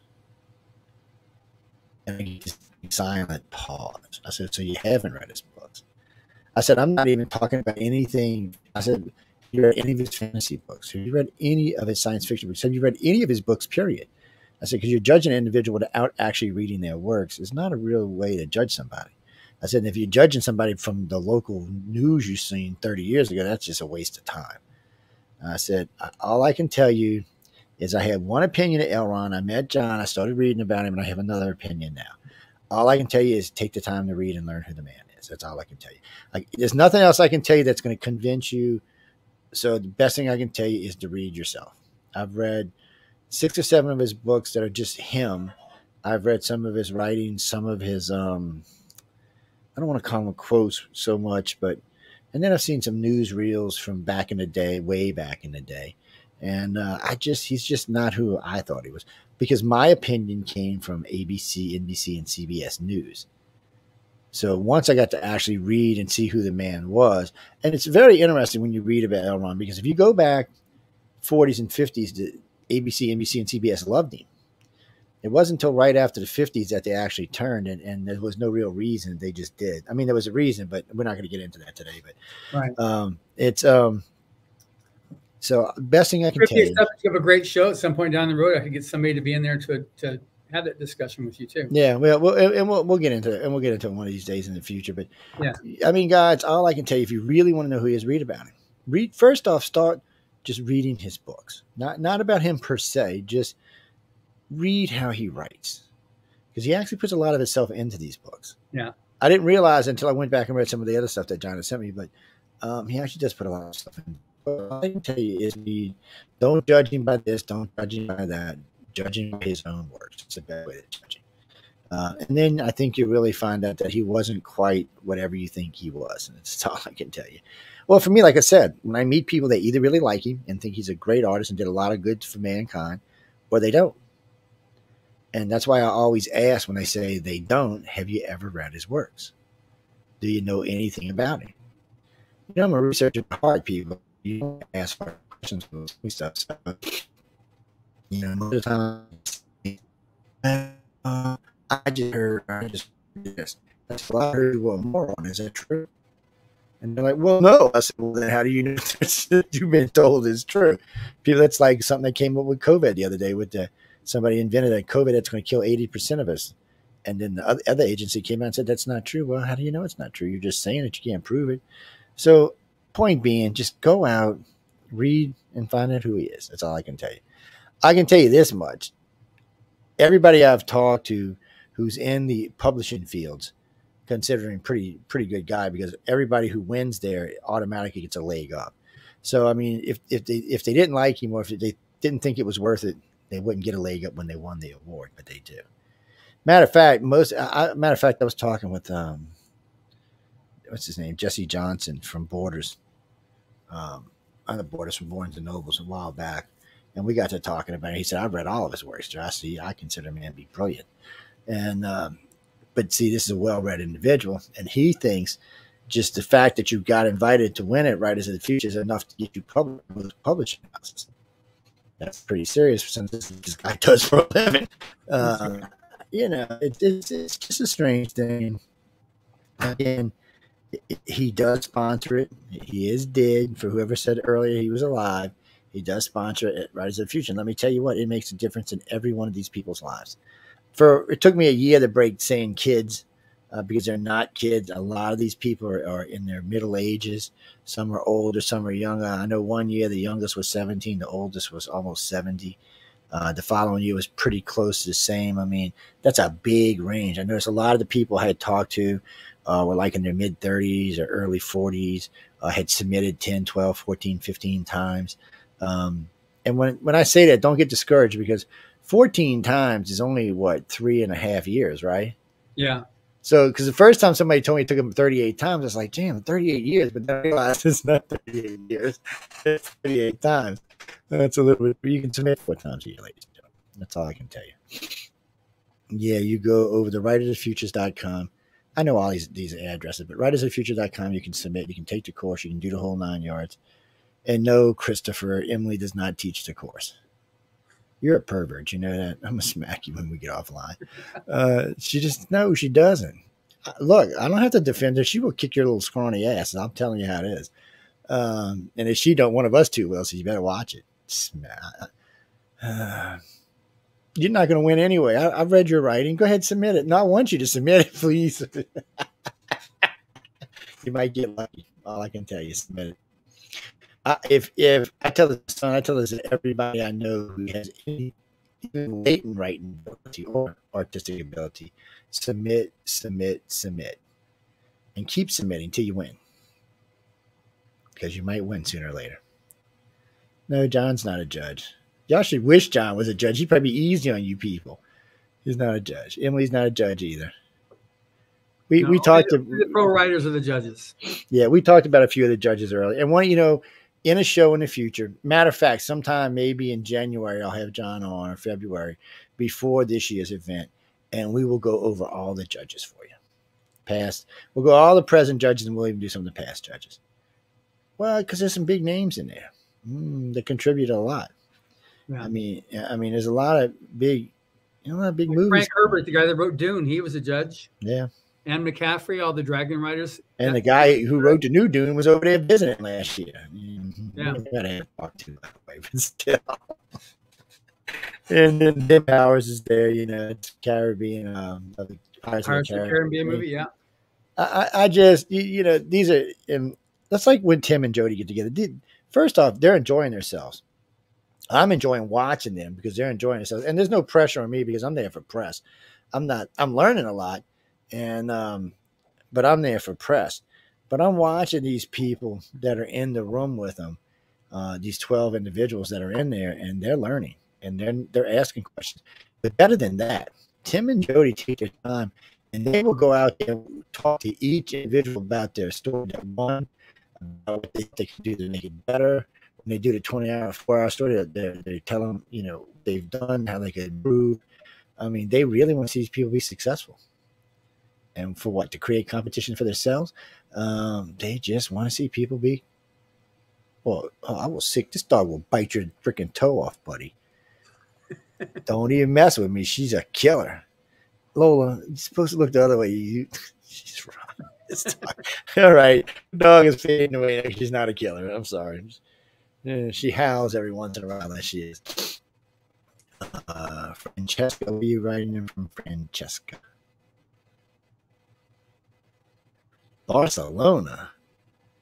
Oh, that explains something. Well, you're English. You're translating. You're using a translator, right? Yeah, that's what I thought. I seen you when you wrote it the second time. Yeah, you need to get some sleep because you were up all night. Jay, by the way, Jay McDaniels was in the chat with us. He was one of the hosts on the Centralist last night. Poor man had to be at work at 5:30 this morning. We had him on air till what 1:30. So I think he got like 3 hours last night. Yeah. Last I checked, I think we did 1.2, 1.3 million last night. So not a bad show. No, we're not giving nothing away in the Centralist until 2 weeks from now. No, it was pretty good. It was pretty good. We just got to find that female host. Hold on, guys. I got to get rid of a dog who's trying to get tangled into all of my cords here. Okay, good. Go on, Lola. Go see Mama. No. All right. I'll give away one more fear book. I'm not trying to give them all away yet. That's good, Jay. You don't need to fall asleep. What do you mean? What? So wait, you want me to ask who the author of fear? No, that's not going to work. We've been talking about him all night. That's not going to work. Oh, Jesus, Mary and Joseph, people, come on.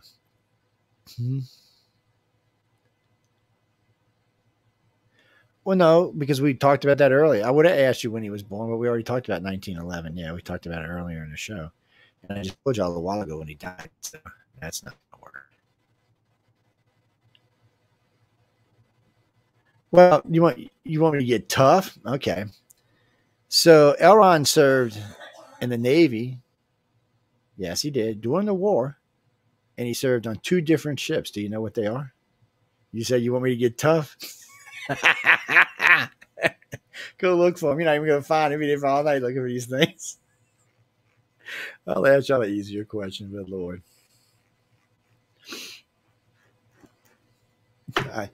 Well, you said to ask you a tougher question. I just thought I'd throw that one out there to see if you could figure it out or not.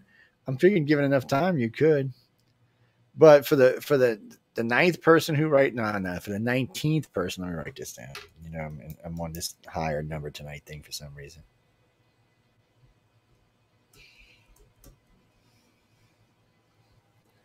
So if you can tell me approximately how many words Battlefield Earth was, I'll give you the book Fear. Oh, I know, because John's told me 100 times, so I know. But it's a lot. That's all I'm telling y'all. You can look it up. I'm sure it'll come up if you look it up on Wikipedia or something. Don't trust Wiki. You know, Wiki's not always right. Yeah, it's the first encyclopedia I've ever seen. It's not quite always right. No, that's not an answer. It's a buttload. No, that's not an answer. And I was translating to the nice. That's just not an answer. What do you mean? Is it more than 10,000? Yeah, it's more than 10,000. It's more than 20,000. It's more than 30,000. It's the longest science fiction book written. It's huge. Mm-hmm. No, that one I've talked about that one before, and I think I played the audio one, but I don't think it's still Mission Earth's still not available, right? Right. You can get the print copy. The audiobook isn't available yet. It will be. You've got it, so because you're going to be one of the alpha listeners on it. But that's like 120 hours, that audiobook. Yeah, it's well, in case y'all don't know, we play the audiobook of Battlefield Earth every year for like the last 2 years, I think now. Yeah, maybe even 3 years. But anyway, Christmas Eve. It starts. Oh, I'm sorry. No, it starts the day after Christmas, and it runs all the way through the first of the year. And it's actually going to play just before Halloween. It will run for 5 days before Halloween, so you'll be able to listen to it. Yeah, that won the top award in audiobooks, the audio award, and it's won multiple other awards too. It's yeah, it's oh no, it has ungodly amount of special effects in it, but I should say audio effects. But 67 actors. To do it correctly, we play it 5 days a week because it's long. It's 47 and a half hours. Yeah. So we break it up to each day, and then you get to hear the last day, which will be on New Year's Eve, I think. But we do play it a couple times a year. And, oh no, you're talking about Orson Welles. Yeah, that also plays, but that actually plays when Battlefield Earth ends. So when Battlefield Earth ends, within usually a half an hour, that one picks up and takes on. So you get to hear two great classics, boom, boom, and enjoy it. Oh, and you mean is it better than the movie? Yeah, it is. The audiobook is better than the movie. Well, it's the unabridged edition. It's the book itself, unabridged. And the other thing, too, if you're an Audible subscriber, 1 credit. You can get it for 1 credit, 47 and a half hours. It's amazing. You should. It is amazing. And I remember my wife, first time I was playing it, she's like, well, how long is this thing? I said, oh, it's like 50 hours or something. She's like, what? She's like, we're going to listen to this thing? I said, we're not going to listen to it all at one time. But I actually thought about trying to listen to it all at one time. But maybe if I was younger, I might. Yeah, who knows? No, he just told you could go get it. Why would I give it away when he just told you could go get it? I would. I mean, it's great. Like I said, it's going to play, and it may play the week before Christmas too, because I like to just play it and let it run and enjoy. No, I can't play Mission Earth yet. No, sorry guys, y'all trying to get me in trouble, ain't y'all? Look, that's not going to happen. But anyway, you will get to hear Battlefield Earth, and you will get to hear Orson Welles or the World, the original. I tell you, Orson, I'm not talking about it bullshit. I'm talking about the original broadcast, the one with all the commercials and all and pop audio. That's the one I'm talking about. Yes. The reason I play that one is because there are other versions of it, but without the interjection of the commercials and the audio, it's not the same. When you listen to these people in Glover's Mill, when you listen to the promos and the news guy on there, and it sounds like there's some shit going down. But when you listen to it the other way, it doesn't. So yeah, it's there for anybody who listens to it. I enjoy listening to it. There's I forgot how many War of the Worlds movies there are and TV series there are now. I think we're on the 4th movie and the 3rd TV series. I don't watch any of them. Did you watch the one that Tom Cruise was in? I didn't like it. I watched it, but I didn't like it. I don't know why. For some reason, it was something about it. It just didn't sit right with me. When Tom was fine. I don't know. There's something about the movie. I'm funny about originals is what the problem is, I think, really. Yeah. I get when something's a classic and it's really a good classic, I have a hard time with something trying to replace it. Yeah. So it's just a stupid thing on my part. Well, it's like I remember I was 17, 18. I was staying by one of my aunt's boyfriend's houses, and I got to watch Leslie Nielsen. It was the first color sci-fi movie ever made, Forbidden Planet. And it might have been what hooked me on sci-fi. Today, it's sci-fi, it's science fiction, holds up a little bit, but there's just so much stuff in it that's like Robbie the Robot and things like that. It's just kind of funny where we are today. But Leslie Nielsen was a leading man back then, and in the 70s and 80s, he was a comedian. He was kind of a slapstick comedian at that. Yeah. And so it's a big change in who he was. That's a good movie. It's fun to watch. It's dated. I mean, it's 70 years, 60 years old, huh? 70 years old. But it's fun to watch, and it still has some point to it. Well, it's like Doctor Who. I have a hard time with Doctor Who now because growing up, I got 50 Doctor Who's a year. Now I get 8 Doctor Who's every 3 years. I mean, it's kind of like, why bother? Why bother even watching it? It just aggravates you more than it does anything else. I'm not big on whoever wrote that. I'm not big on the way they do seasons now. First off, it's not seasons; it's a season.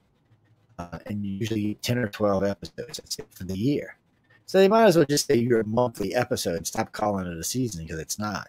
A season would suggest that you would do it more than one season.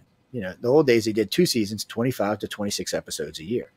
But even that, we can't even get in that now. I mean, even really good sci-fi today, or any fantasy or anything right now, usually will only give you, look at Game of Thrones. What was it, 6 a year or something? See, that's why I didn't watch it. I can't watch stuff like that. It just irritates the shit out of me. I'm like, really? Do you think I'm stupid? So you're going to give me 6 episodes or something and get me hooked on it, and then I'm not going to see another 6 for a year or two? No, look at, what was it? Avatar. How long it's been since the last Avatar came out? 10, 11 years? Yeah. Yeah, I'm not interested in seeing the sequel. From what I've seen so far, I'm not either. I'm just kind of like, and they've got 5 more planned already. I'm thinking, really? I'll be dead and gone before the 5th one comes out. I don't understand why it takes so much longer, because science fiction, well, I shouldn't say science fiction, but Hollywood special effects are so much easier to make now, so much faster to make with computers. I can't understand why everything takes so much longer to do. What did you think of Top Gun? Because I haven't seen the second one yet, and I say everybody said it was great, and it's breaking records. It's almost caught up with Avatar from what I heard the other day. Yeah, I mean, you're talking about special effects, because they did this stuff. They set up other cameras, so they're actually flying there. They're not doing the special effects stuff. What you see there is real on the G-force on the that always makes it better when they do that. You know what? And that goes back to the old movies. When I was a kid, the Navy and Air Force used to loan them gunship cameras so they could, gunship film from their cameras so they could use it in their movies and stuff. And I'm glad to see they're going back to that. That's a great thing, because it's an angle you can't get anywhere else. Right. Tarot card reader. Who's a tarot card reader? Who? We have 2 in the network, but I don't know who you're talking about. You want me to read your cards? It says, you will give Joe all your money. Hey, it's what the cards, don't hate on me. I can't help that's what the cards say. You don't believe me. Okay, I don't have to believe me, but that's what they say. Give me all your money. And give me all your family's money too. So it's, them damn tarot cards are evil, man. They want you to give all your money up. 2 more questions and we're going to get out of here. What's up? Who never kill never? Well, that's a stupid name. Anyway, what do you want? I seen you posting in the group a minute ago, but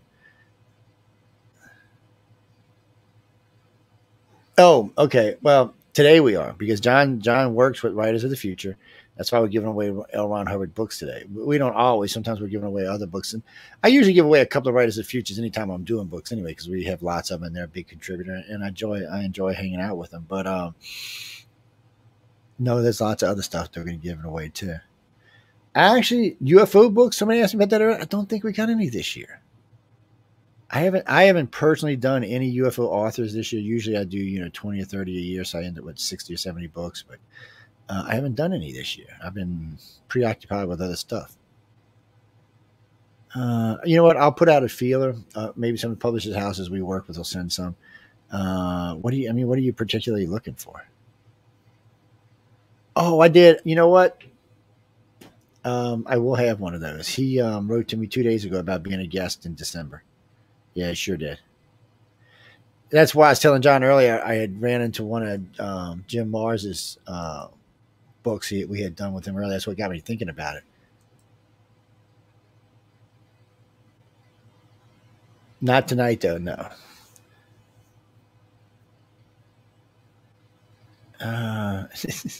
I'll give you a free book away if you can tell me what my insurance policy number is.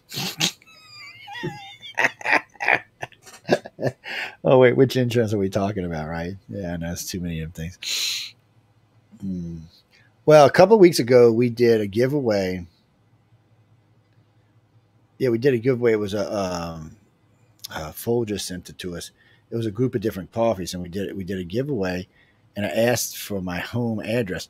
Yeah, all you FOBs knew what my home address was, by the way. I'm moving. I'm moving. Yeah, I forgot my address is all over the place.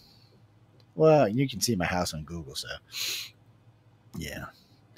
Well, it's weird because you can't really see it. The way my house is built, all you can see is the sign, and you can't see anything else. You can see the back deck, but that's it. You can't see the big windows or anything else. And the roof's not metal anymore. It's. Somebody asked me the other day if I still like my metal roof. No, it's. I had it changed this year. $15,800 had the damn thing changed. Yeah, but anyway, it's 30-year archetype shingle. I wanted something that matched the color of my house. That's why I had it changed. That, and I wasn't real happy with the way the metal roof managed it through the last hurricane. Yeah, I was disappointed. It took off half the roof. Class 2, Class 3 storm shouldn't have done that.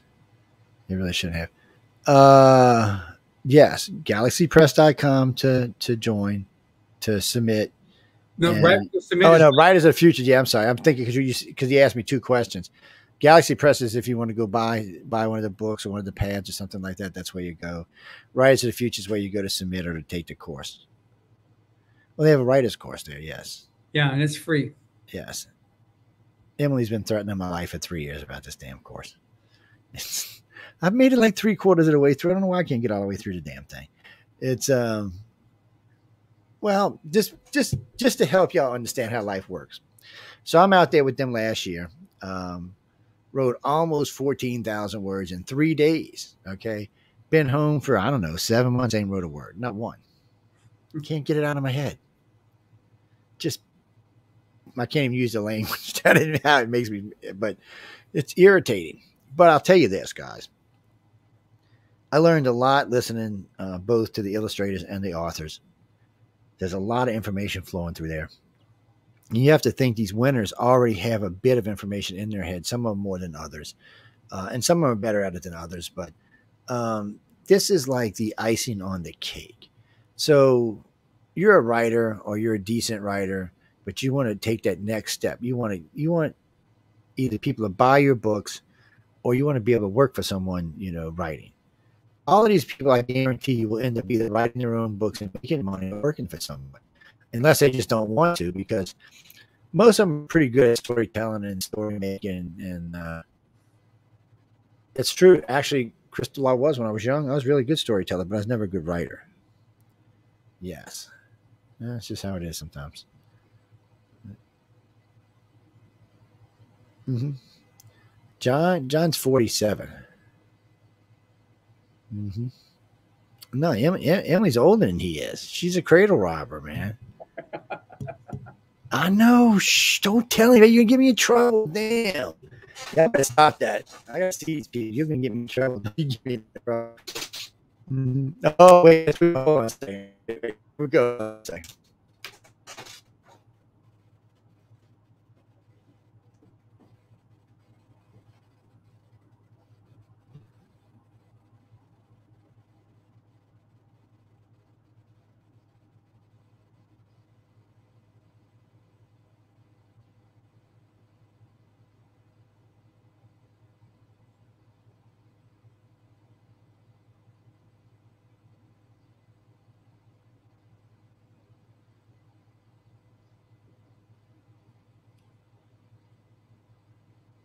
What happened to you, Joe?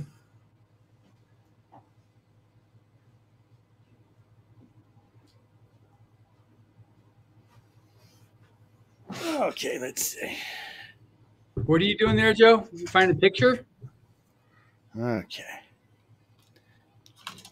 So this I got for the boss man's best friend. This is, as you can see, tanked full through the thing. This is just, I'm getting this for your better half. Wow. So tell her no playing with this in the house. It's 440 surgical steel. It is so sharp you could shave. Now this is the little one. And also, I don't know where they are, but there's throwing knives that fit in there. Wow. See This, here. if anybody doesn't know, this is yes. That's the sweet innocent Emily we all know and love. These come with it. See, these little throwing knives. Oh my gosh. That fit right in the side like that. Now this is its daddy.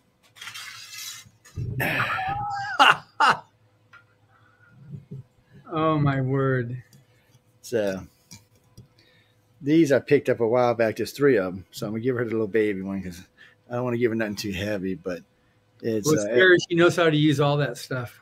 as you can see, they're diamond sharpened. Again, 440 surgical steel, full tang, so you can fight with them. No movement in at all. Wow. It's and you see how the blades. I don't know if you can see it right there. There's 2 of them fit on each side of the sword itself. I've got quite a good collection of these. It's did I put it in upside down? I most certainly did. That's when you're gonna. That's when you're giving for her? No, I'm gonna give it the other one. Up, you know, This one's too heavy. Yeah. Hold the other one up there again. I'm gonna do a screen cap so I can show her. So this is what it looks like, and then this is what it looks like with it off. Yeah, it's nice and well balanced too. It's yeah. I have when I buy them, I buy all 3. I buy the big one, the middle one, and the Harry Carry one, which is the middle one and the little one. And I have quite a few of them around the house. And I showed her the 2 racks I had in there. But I like these. I always tell people when they get these, if you're going to use them to fight, to wrap the handles with something. Because I don't know if that's plastic or ceramic or what the hell it is. But I only buy them if they have through handles. I hate them swords that I pissed this guy off sometime at this flea market. Really like this set of swords I was going to buy. So I put it down on the ground and I pushed it and the handle broke off the top. You got to buy it. I said, I ain't buying that piece of crap. I said, you should have told me it didn't have a full tang. Because he said, oh, no, it goes all the way to the top. He would have never done that. 2 things you check for. The tang goes all the way and you can bend the sword.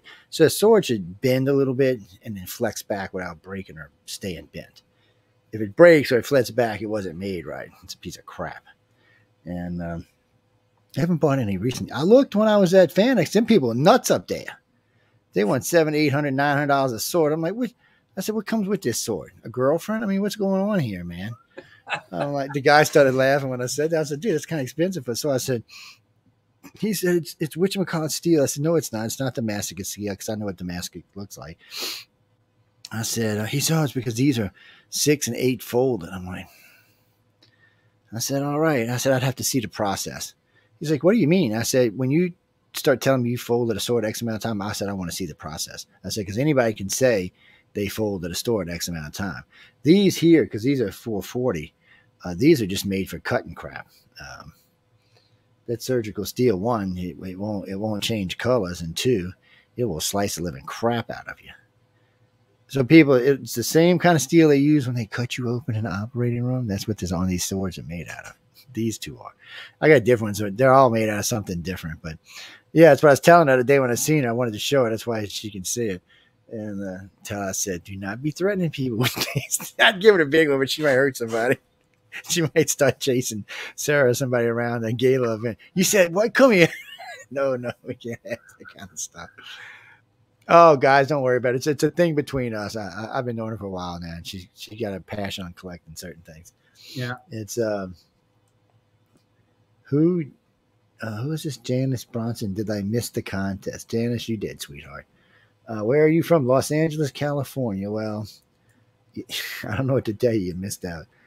We will be giving away stuff this coming Friday on the Centralist. We will be giving stuff away on Wednesday on UFO on the Cover.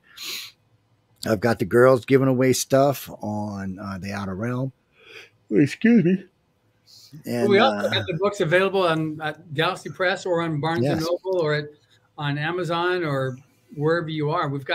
We have our books available in Australia. And they're not outrageously expensive either. I tell you what I like, and this is up to y'all, but they do group packages of books. Like, so with the anthologies, I think I can't remember if it's 5 or 7 books.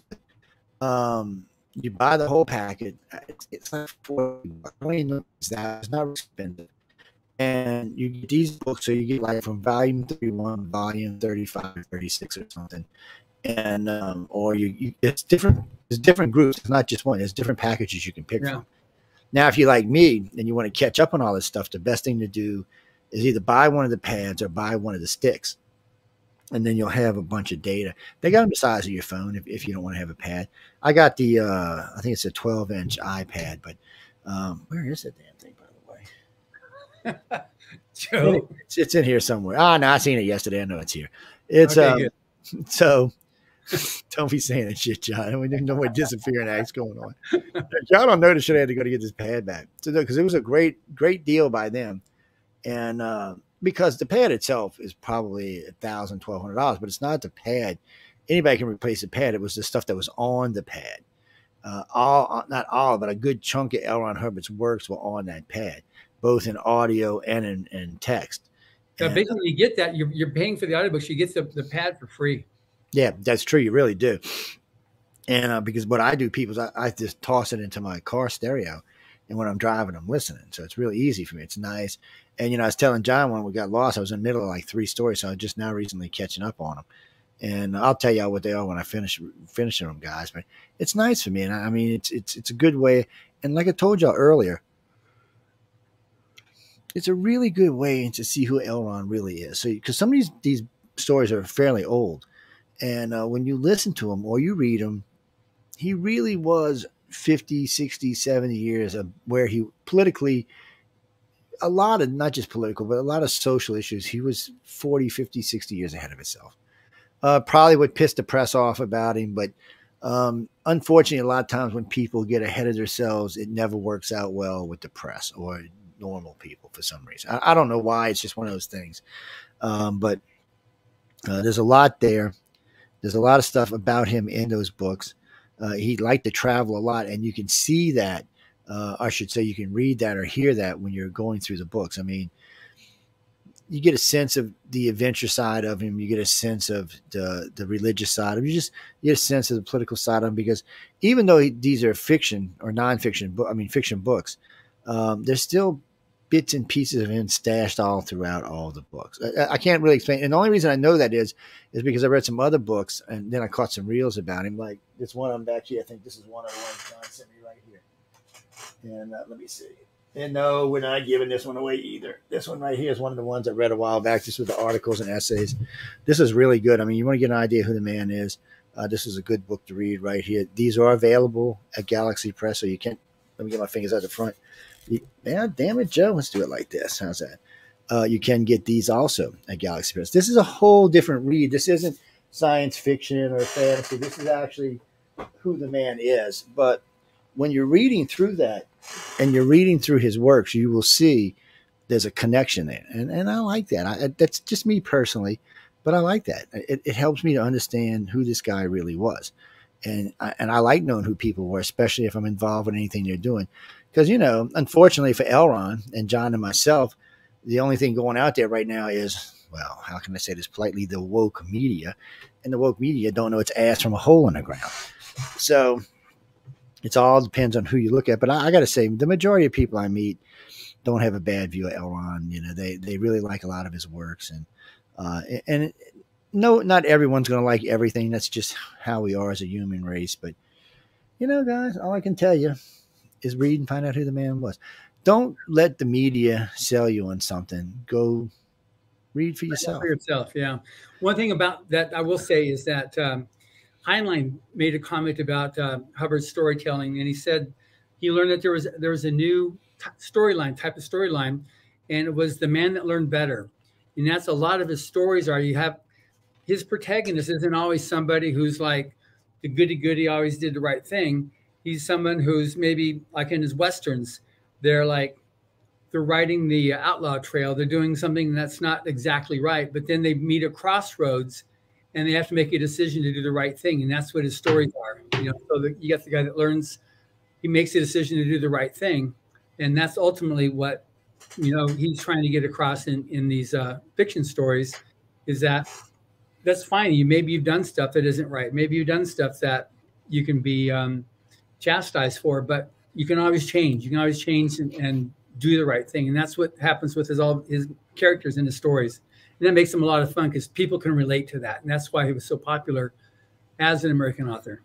He is. And just remember, guys, get out there and read Yep. some more. What's the worst thing that can happen? You might learn something.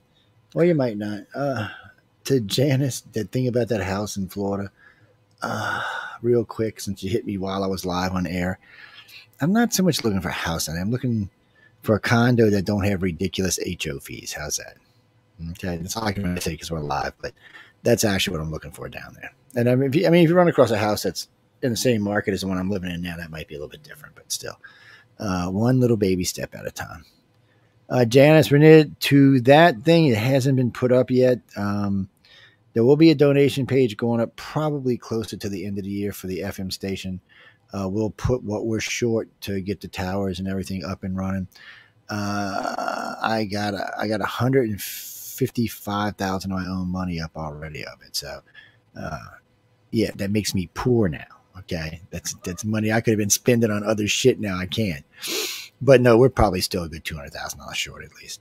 So I don't know when all the figures are all done, we'll put it up there and we'll start taking donations or partners or whatever. But one little baby step at a time, yes.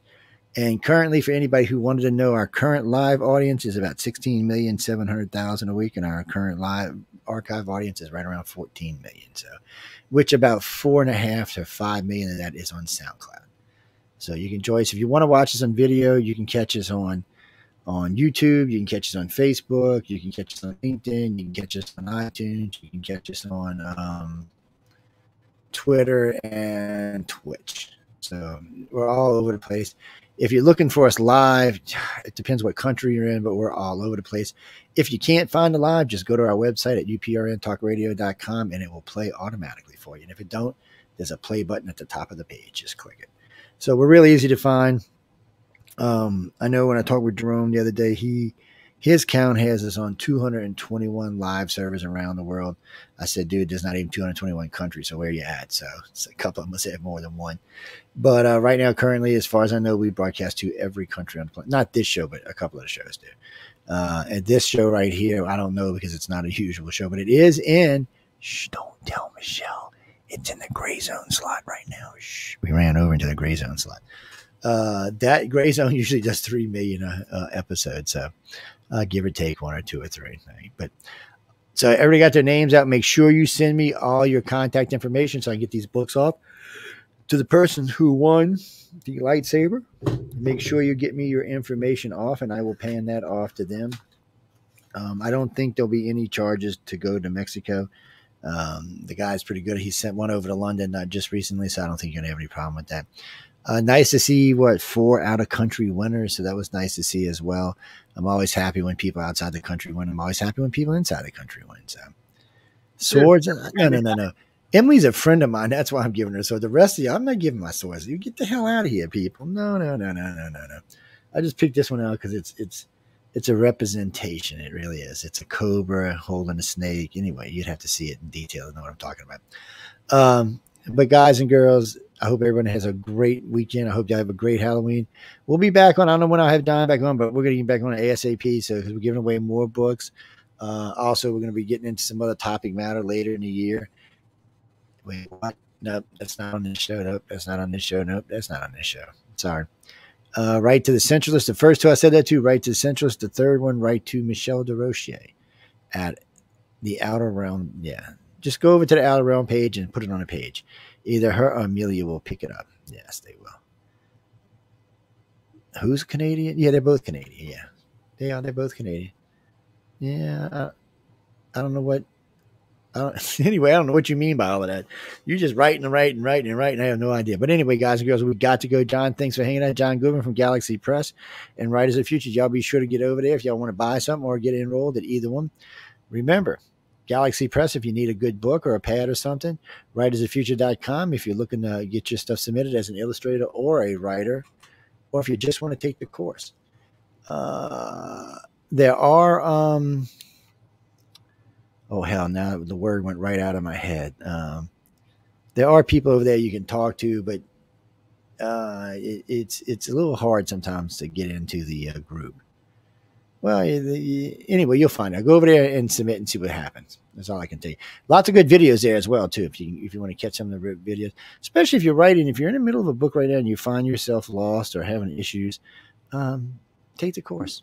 It might Yeah, help we you also have out. the forum too. You can join the forum, and it's free. Yeah. And there you'll find people that'll be talking to you. Yes. That's what we were talking about just now, the form. So I couldn't get the word out of my mouth for some reason. Jack Nicholson. What's he got to do with this? What? Jack Nicholson is knighted judge for Writers of the Future. Who the hell told you that? Well, I've never seen him there. All I can tell you. Look, I don't know. Maybe they bring him in this year. I have no idea, man. Jack Nicholson.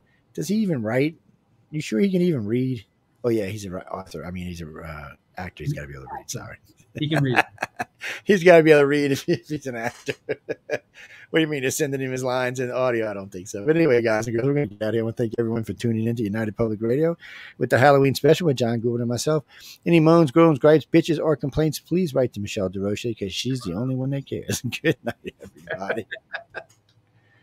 Do.